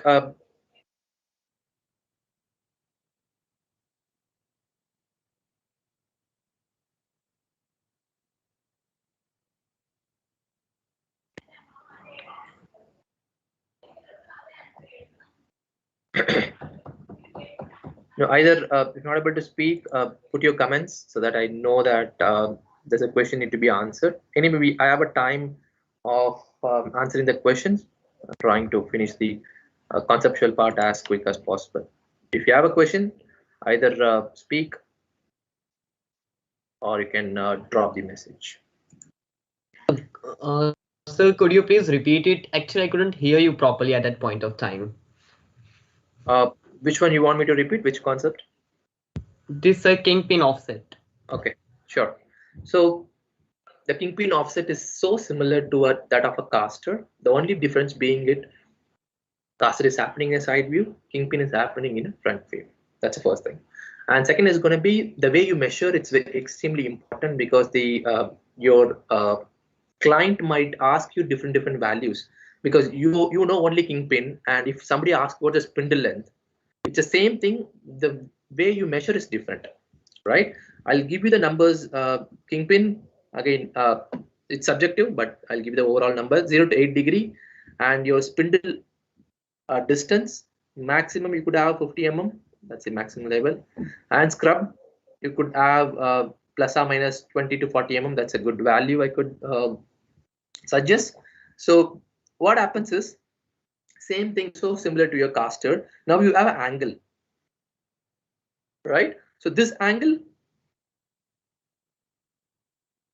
when you're trying to turn, this induces a twisting torque. The whole axis, since make sure whatever I'm talking about the kingpin axis, it's completely imaginary. You can't see in your naked eyes, right? It's completely imaginary for only an independent suspension system. Remember that. Independent suspension system, which means that your both wheels are no more connected. If you hit a pothole and your one wheel bump doesn't affect the other, that's called independent suspension. On the other hand, you see a stub axle here. So if the first year people don't know about the stub axle, it's just the member that connects the entire chassis, wheel, and then a steering, right? So this is where your wheel comes in, all your wheel mounting parts. The knuckle comes here. Okay, so this is what the steering is. We call it as a tie rod. So this is the tie rod joints, right? And the one exclusive part of your dependent type suspension systems. What is dependent type? Dependent types are the one, if you get into a breaker, your both wheels mutually distribute the load. Instead of the independent type, you have a dependent type which is evenly distributing the load, but the problem is they're way too creating discomfort for the driver. That's why they switch to independent type. But in independent type, your caster is visible. This is the axis. You could see the picture. You could see the physical axis that you can see. With respect to that axis, your entire steering pivots with respect to front wheel, right? So caster in a dependent is physical. You can see which axis it's pivoting about. Independent, it's not physical. It's only the system value that you tend to get. The whole idea is getting that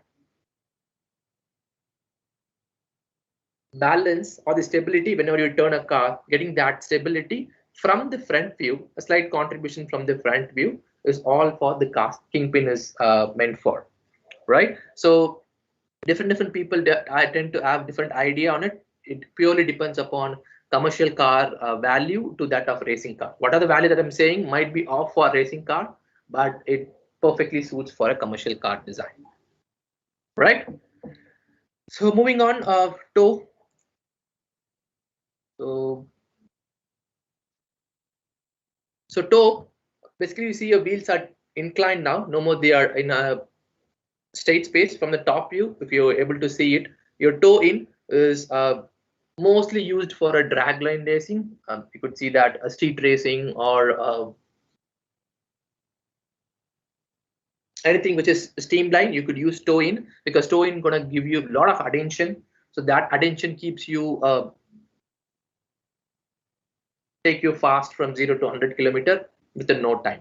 Whereas a toe out is more of a handling quality. What we do is a lot of racing machine tends to need to have a toe out, because in racing, what matters is how quickly you come out of a corner. It depends upon how much of money being involved, project cost. But essentially in racing, what you're looking at is how much quicker that you can come out of a corner, he who wins the race, right? So in toe out, you can easily come out of a corner much easily, but in toe in, you can get the straight line driving, passing away in a minute, right? So the slight adjustment that you need to make of in steering stability. If you're going to be in a straight line, you can use toe in, and you for a turn, you can use toe out because the wheels are already tilted.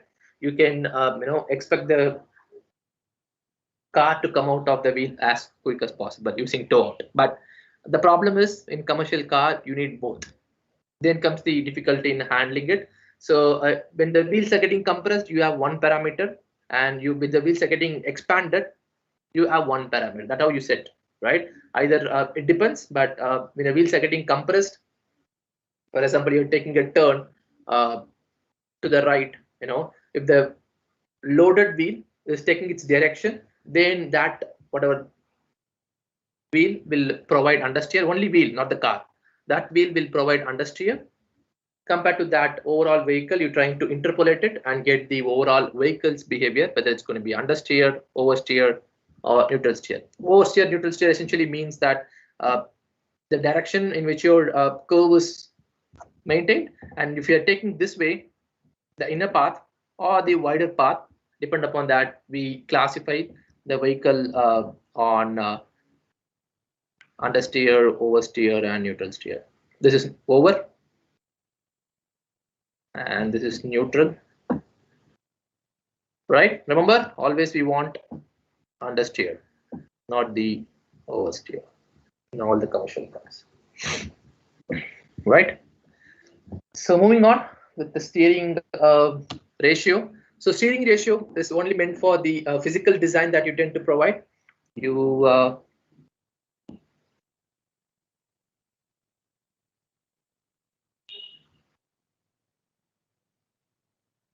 right, so it's just that how much of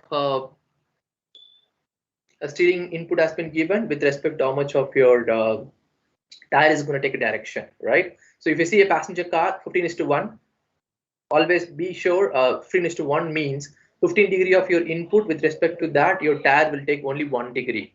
A lot of time I see engineers doing 1 degree of input will never give you 15 degree. You completely collapse the model, right?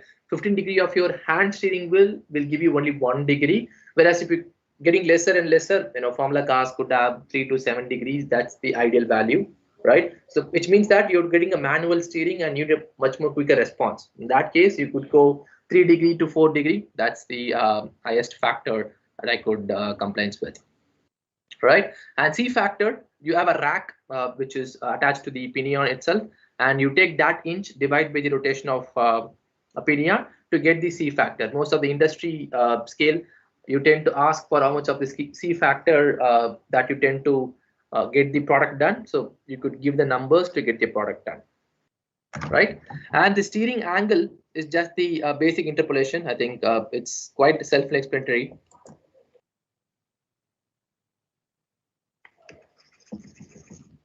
Shit.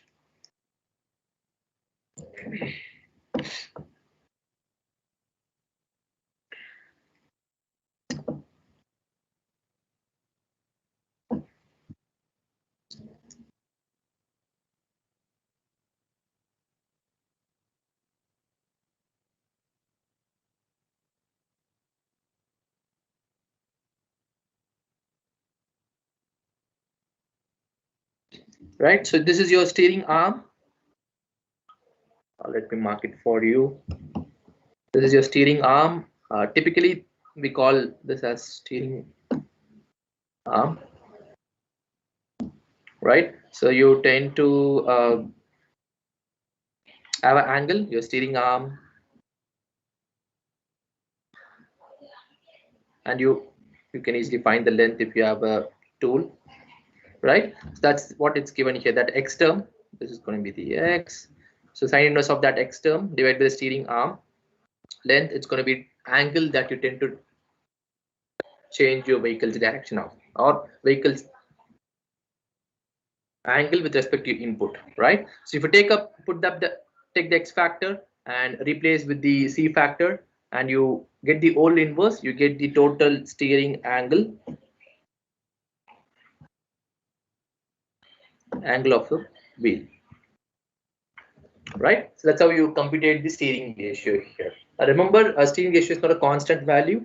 For heavy duty truck, you tend to have bigger and bigger and steering ratio, right? Compared to that, to a least is the go-kart, because the go-kart is the only vehicle where you tend to see close to 1:1, because you don't have any hydraulic support, purely mechanical, just a mechanical linkage with a tie rod. That's the least you can expect. So go-kart is the only vehicle which tends to have 1:1 steering ratio. That's the, most of the questions we ask in interview, which is the only vehicle we tend to have 1:1. That's go-kart. And Ackerman, I think we have around 10 minutes to talk about Ackerman. Sir, yeah, I had a doubt. In the previous slide, it was written steering ratio is also dependent on wheelbase. True. Sir, how is it dependent on wheelbase? So think of this way, you're taking a longer vehicle, right? So the longer vehicle, you put an extraordinary effort to steer it, right? So compared to that of a go-kart, that's why I told you go-kart, right? So you also want to consider the turning radius of a car. So think of a go-kart, it's quite compact, and it could easily take a turn, right? So that's why you're putting a very less steering ratio. You're so confident that, okay, with this amount of steering ratio and having a smaller wheelbase, I can quickly take a turn, and my turning radius is going to be much more optimized, right? On the other hand, I have a heavy duty truck, which is by far the lengthest vehicle, right? So now I can't have 1:1 steering ratio with that. What happens is, with 1:1 steering ratio, nothing works, because the wheelbase has to have a minimum turn. In minimum term, I mean the basic physically possible to make a turn, right? So that's how I say that the longer the wheelbase is, what happens is you have to compensate with the steering ratio in order to complete the perfect turn of an automobile.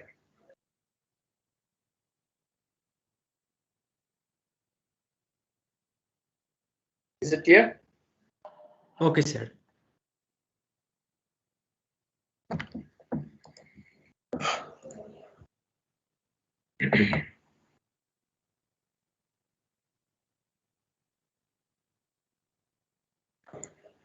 Yeah, so Ackerman is, I think most of it up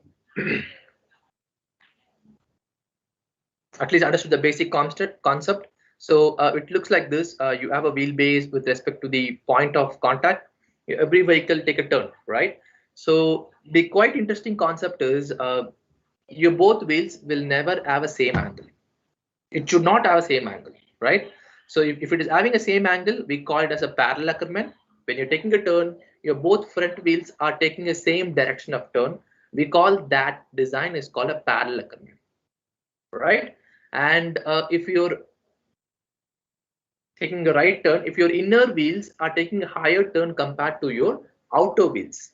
So if that gets confused, then the whole concept gets confused. I don't want that to happen. So there is the car. Yeah. So if your inner is greater than your outer, it's called as Ackerman. On the other hand, if your outer is greater than the inner, it's called as reverse Ackerman. I'll go one by one. Okay. So what usually happens is, as per the notes here itself, at a low speed, which is no slip angle, I think itself is so slip is nothing but sometimes you feel that quite strongly in a rainy season. You tend to drive your car, you're trying to take a shift or trying to change the direction. The direction of your tires heading in different direction, and your vehicle moving is different direction, right? So that exactly called a slip, right? So in a basic term, a lot of things happen in a tire contact patch. In detail, one that we'll look into later session. But essentially, your vehicle direction is completely different with the tires heading direction, right? That's exactly called slip. And being an engineer, all the job that your tire dynamics engineer is trying to do is to reduce the slip. Ideally, there is no such thing called as no slip. It's more like academic form. There's assuming that no slip, but practically speaking, all the car continuously slip, and we're trying to play in between any range of 0 to 4 degree. Right? If your vehicle slips at 0 to 4 degree, it's still in a safe zone. Right? So the whole idea is whenever you take a turn, right? Obviously, everybody knows that your inner tire has to follow a very steep circle compared to that to the outer tire, right? Because outer tire have a larger area to cover or larger circle to cover. Possibly, I'm not sure I could draw that and show you. Right? So think of this way: when you're taking a turn and your outer tire have a bigger circle to follow compared to that to an inner one, right? This is clear.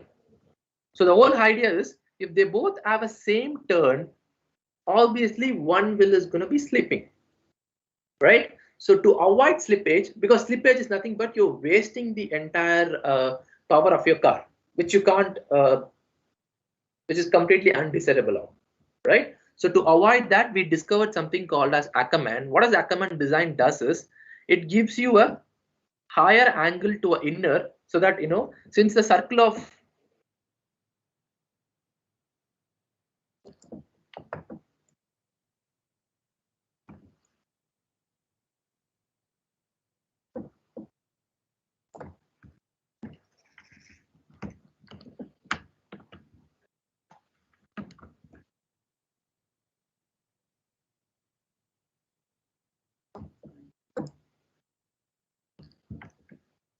so since the circle of inner tires are very, very small, which means that in a same given radius, your inner tire has to keep shifting the direction because it's having very less distance to cover. And that's how this design has been developed. Your inner tire will constantly change angle rapidly compared to that of outer tire, because outer tire have a lot of time to adapt to that change. And that design with no slip angle in a low speed, that's what I meant by low speed. In high speed, the whole game changes, but low speed, your commercial car, whenever you're trying to cruise and trying to find a parking space in a parking lot, this can be quite evident, right? So this is exactly called as Ackermann. Means your inner is trying to compensate to the outer by taking a higher turn compared to that to a outer. So on the other hand, you call, before going to reverse, I'll take a brief on Ackermann itself. Maybe I should change the pad itself. Right? So now, as I said, everybody started thinking of Ackermann as 100%. What is this percentage is? The axis from the front two wheels has to meet at the rear axle. If it is meeting here, we call it as 100% Ackermann. But that's, every book keeps telling the same thing, but ideally speaking, it never happens the same way. For the understanding, it's good to talk about 100% Ackermann like this, right? Once you understood the concept, but when you start digging into it, you need to get more into realistic. So most of the cars will have 60 to 70% of Ackermann.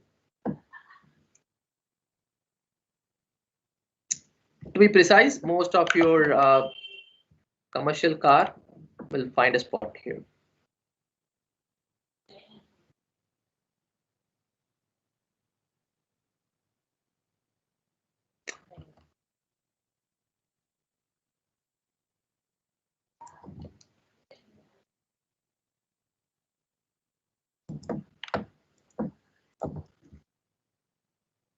Right, so most of your commercial cars will have 60 to 70% of Ackermann, which is an ideal case, right?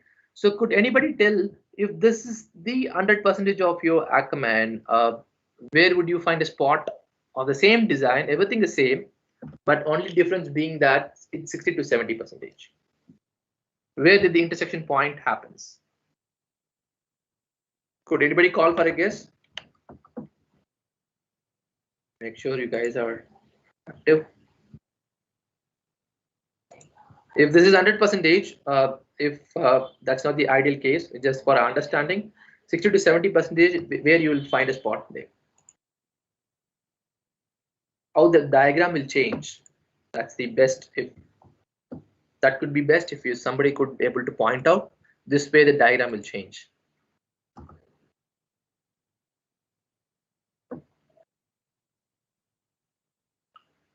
No one?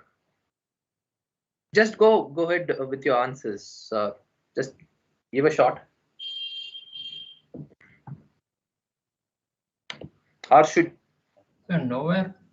Anyone want to repeat the question? Okay, somebody started it. Yeah, go ahead. If your point of intersection is here for 100%, if I'm going to keep playing with the values, what will happen where the intersection point is? I'm making the question So it will be keep on reducing, right? Like it will move toward the vehicle.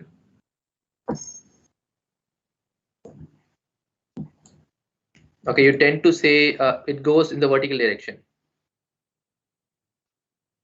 Sir, there will be no intersection because it will go up. Then there might be no intersection if we are taking 100% Ackermann. Okay, good try.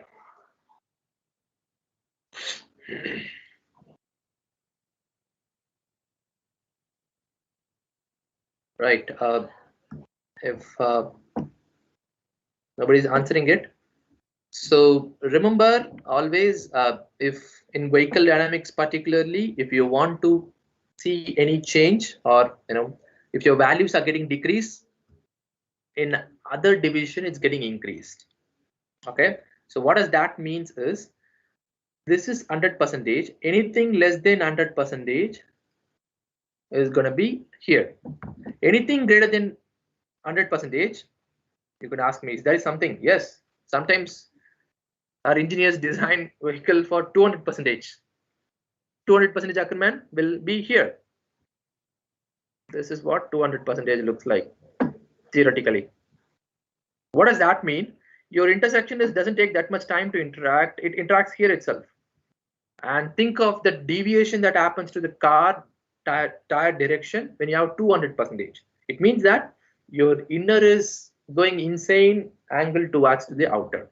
But if you decrease it, as you keep decreasing it, it keeps getting long and long and long. That's the whole idea. Clear? Makes sense?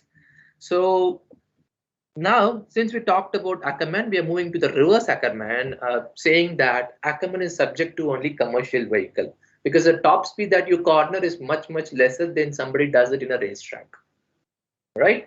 So the whole idea incredibly changes when you start moving from low speed to high speed. The whole design the whole concept is only valid when you're talking about the commercial car, right? So when you're going for a race machine now, that race machine is going to corner in a high direction, right? Corner with a high speed. Now the outer is putting a lot of pressure here. The outer wheel is getting a lot of pressure due to the lateral force that's acting at the outer tire.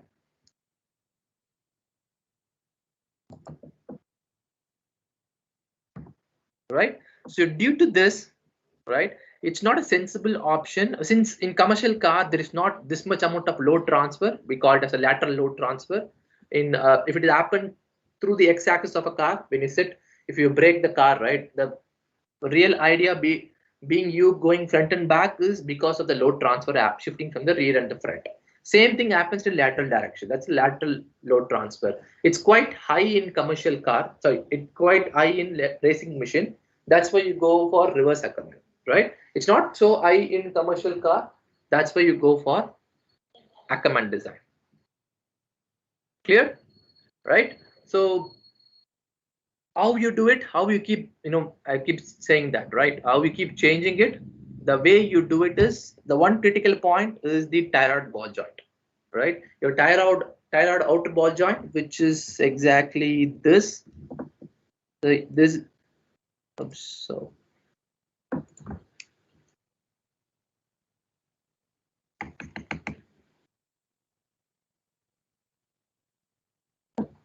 So this is where you keep shifting the direction. You keep changing the Ackermann. What are the percentage change? If you just go off with this, you completely going to lose result on Ackermann, right? So this is a suspension. You keep drawing from the mount, and then you call that as from front it's kingpin, or if you look at the side, it's caster. Same thing.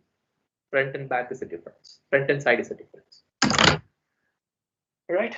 So with that, we'll conclude this session. Hope everybody got an understanding on that of all the concept with a clear idea. So I'm open to question now before wrapping up today's session.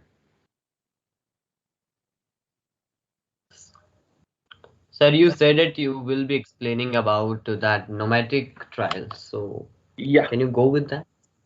Okay, sir. Oh, I'm going this way.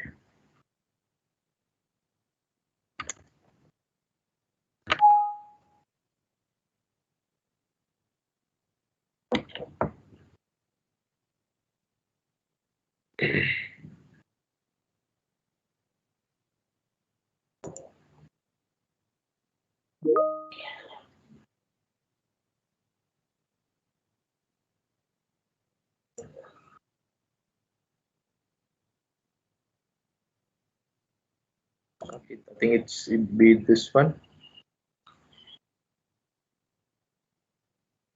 Should be checking next time.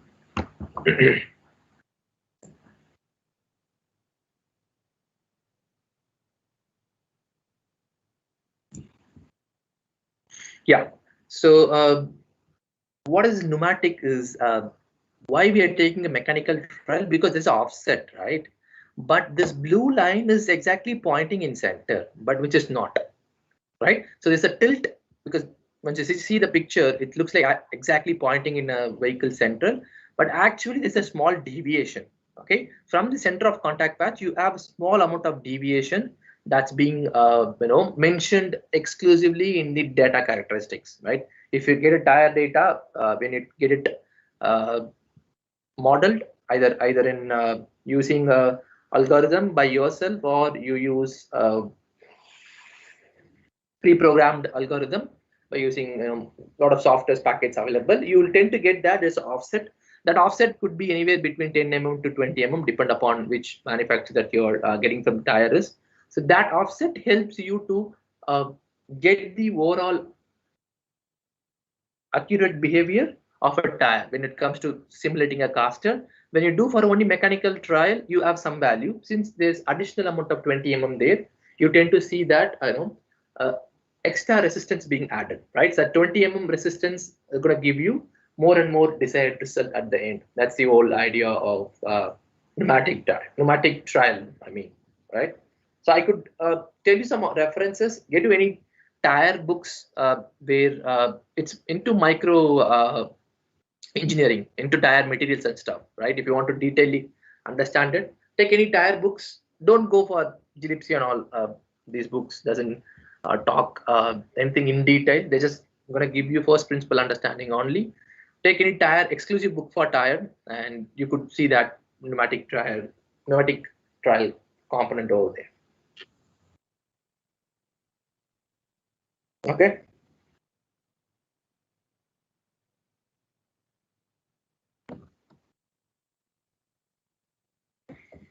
All right. So apart from that, does anybody have any more questions?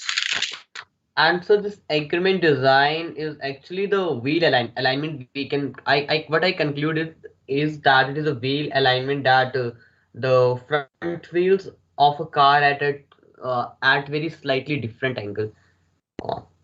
So is that right? I'm just confirming to you. Can you reframe the sentence what you told me? Okay, so increment design is basically the wheel alignment that two front wheel of a car are at some different angle, means slightly different angle. Okay, I don't think it's perfect. When you say alignment, there's no alignment here. It's the purposeful design that we are doing, right? Alignment is just adjustment, okay? But still you can understand by using the word alignment itself when you say it from the top view. right? So from the top view, if you look at the same concept, okay, from the top view, whenever you take a turn, okay, your front wheels need to take a higher turn because their circle is smaller. Your outer tire needs much more relaxed turn, right? So what you're doing is you're making the front wheels to take a higher angle compared to that to your outer wheel, right? Say this is turning 2 degrees, this will turn only 1 degree. That's the whole idea. Because they follow different paths. You can't give same steering angle to both wheels. Clear? Yes, sir. Right. Yeah, okay, sure. sir. Thank you. We could make PPTs available. Yeah. End of a session, I'll give you the PPTs tomorrow.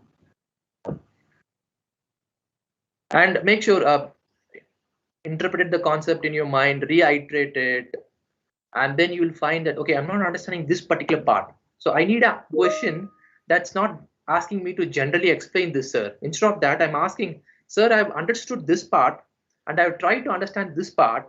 And because of something, I'm not able to understand it. Say that something. That's what, understanding develops. Instead of, explaining the whole concept, it means that you're going nowhere.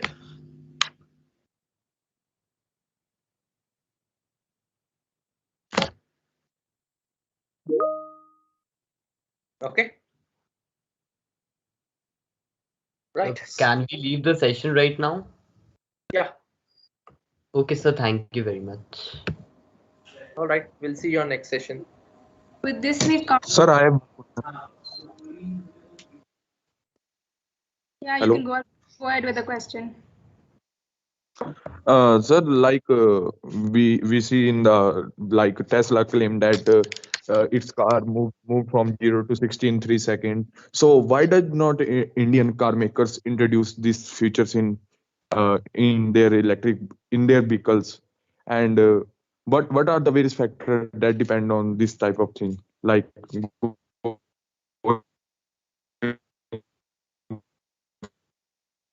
from 0 to 60, like they claim? Hello? I didn't hear you in half a middle. You got some network glitch. So what I heard from you is why Indian cars is not as performance as people who make products from UK and Europe, right? That's a very simple answer. Is that all the OEMs are not from India. OEMs are from basically most of the OEMs are from German, and very few are from US. So they know how to make a car, right? What we're doing here, we're just assembling the component, and most of the manufacturing, India is known for manufacturing hub, not R&D center. Just to be frank with you, how many R&D centers you see in India? Hardly you see 5. One we have for Mahindra here, and then Bangalore we have Mercedes. Hardly you see 5 research centers all through the globe.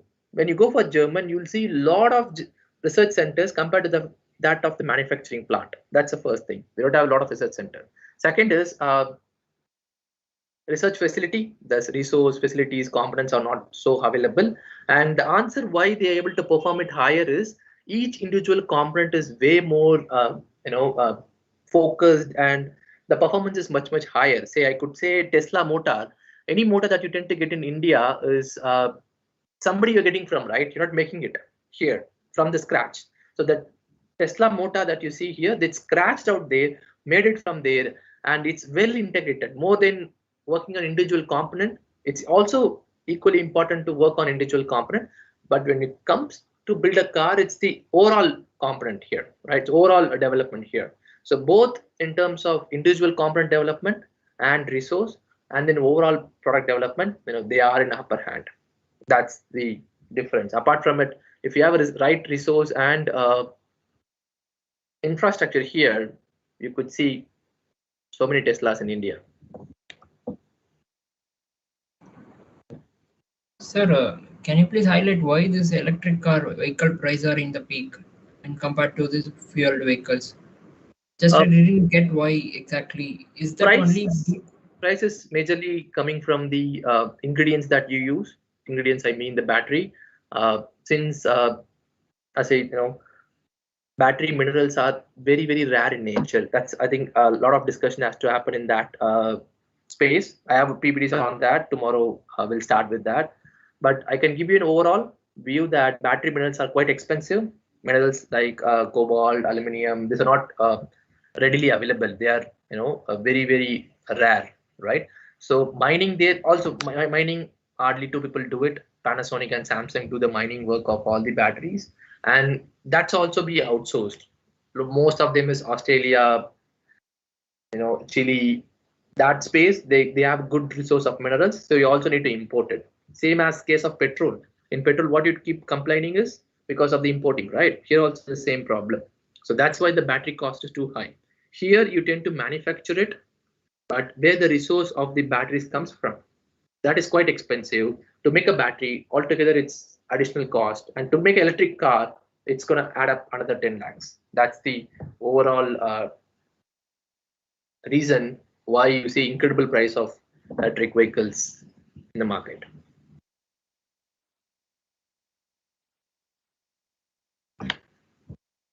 Sir, what initiative do Indian government take to build an affordable electric car in India? Like Government, what government? Which sector they have to focus more, and so that we can make a good affordable car, so that Yeah. everyone can buy. Just to find the two problem to it, government can only address one problem: electricity.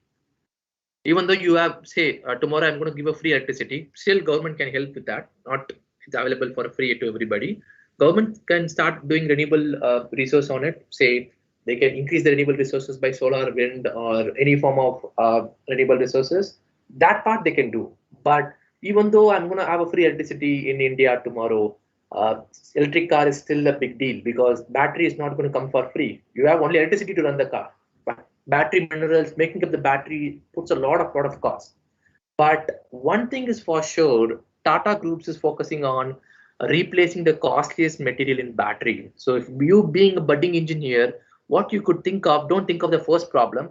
I'm not restricting your thinking, but you could think of a second problem. Think of a different component that comes to make a battery. Lithium-ion battery have ideally 10 components: aluminum, cobalt, lithium, all that. So look at the mineral's price and try to change the mineral instead of another mineral, but still the battery has to be giving the same amount of current and voltage without deviating it. If you can do anything in a range of varying 15 to 10% of efficiency, that itself is quite incredible progress for India to step on to the future mobility. Also, sir, like Chinese electric companies are means copy the Tesla models, parts, and technology. So why can't our own company, like Indian companies, can't copy the Tesla? No, nobody. Like they can do it. It's not like your China mobiles that you tend to, hey, okay, I got a design, I'll re-engineer it, I'll try to make another car. It doesn't work like that. What's the key point is you can copy the. No, I am not saying about that. I am saying about like technology part, like autonomous part and all that of type part. No, that's already people are doing it. Say if you take companies like, which are not so famous companies, they're trying to look at the technology or get the component, get their software, try to debug it so much of thing, but you can't last with that for a long time in a market. You can, with 5 to 10 years, you can sell the product. After that, because only the core engineering principle, the guy who developed the product, he knows how to take it forward. Since you somehow cracked it, you don't know how to take it to the next step. Say, for example, Indian cars have the stage 2 autonomous vehicles, right? They are at stage 3 and stage 4, right? If you're trying to crack it, you can't move to stage 4 and 5 until with their knowledge and implementation.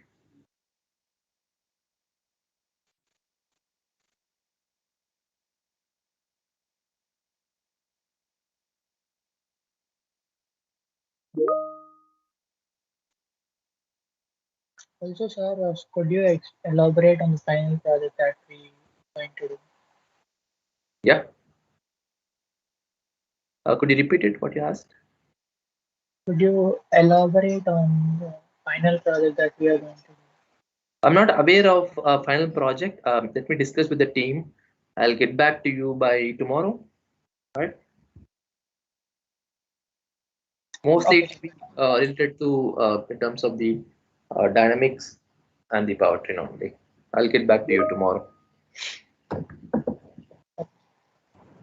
Sir, is really BS6 engines are, I mean, is BS6 engines are having a different different materials? Is that only matters about the filters, right? Or do we have different mechanism or anything different? BS6 engine and BS4 engine. Nothing is different. Only the combustion efficiency. They're trying to.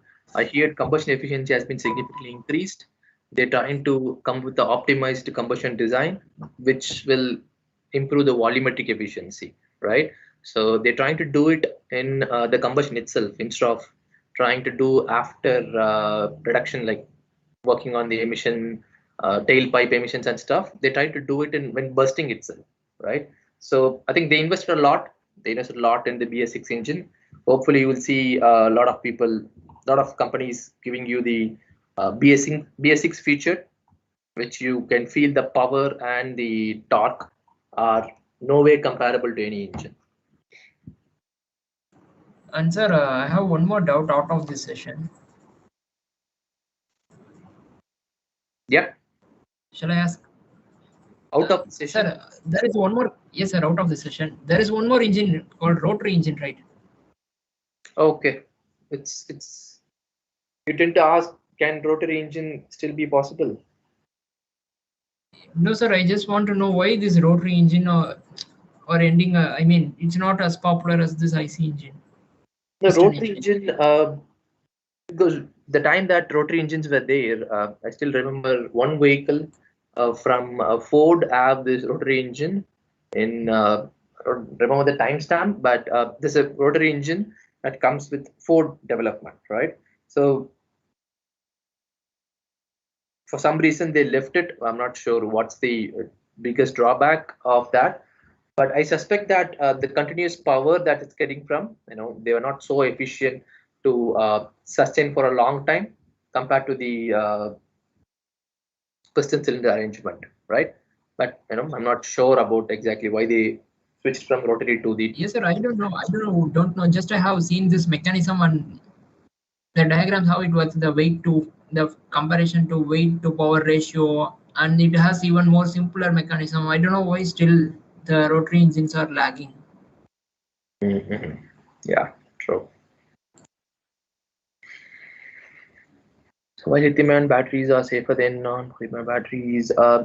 Who said lithium-ion batteries are safer? I've seen people bursting into 3-degree burn. A lot of cars in testing. Even in our testing center, we busted a lithium-ion battery. That's why all the cars that we give to you, the commercial people, up to now, it's only lead acid. Nobody gives you lithium-ion until they have a good management system can support it.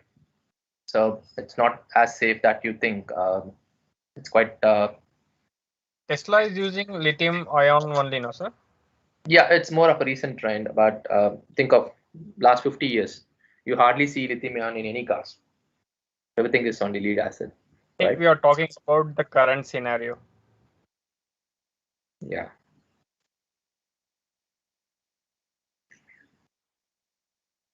Okay.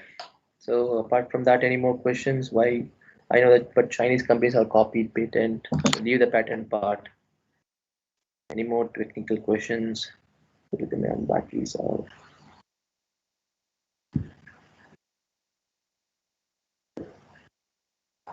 Okay. I don't think any more questions are there. Yeah, I think we could wrap it today's session.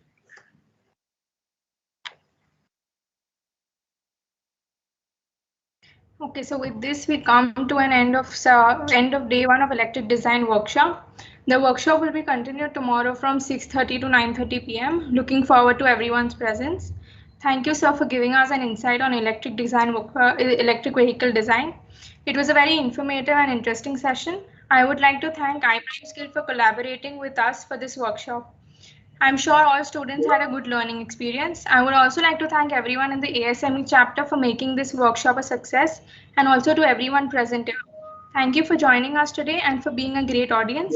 Follow all ASME VIT social media handles and website for event-related updates. Thank you, everyone. 1 minute, Jessica. Do you Yes, have sir. any attendance sheet? You don't have the attendance link. We've taken the attendance. So I've taken the attendance. Great. Okay. Yes. We require the details. Fine. Okay. I'll communicate with Aviram then. All right.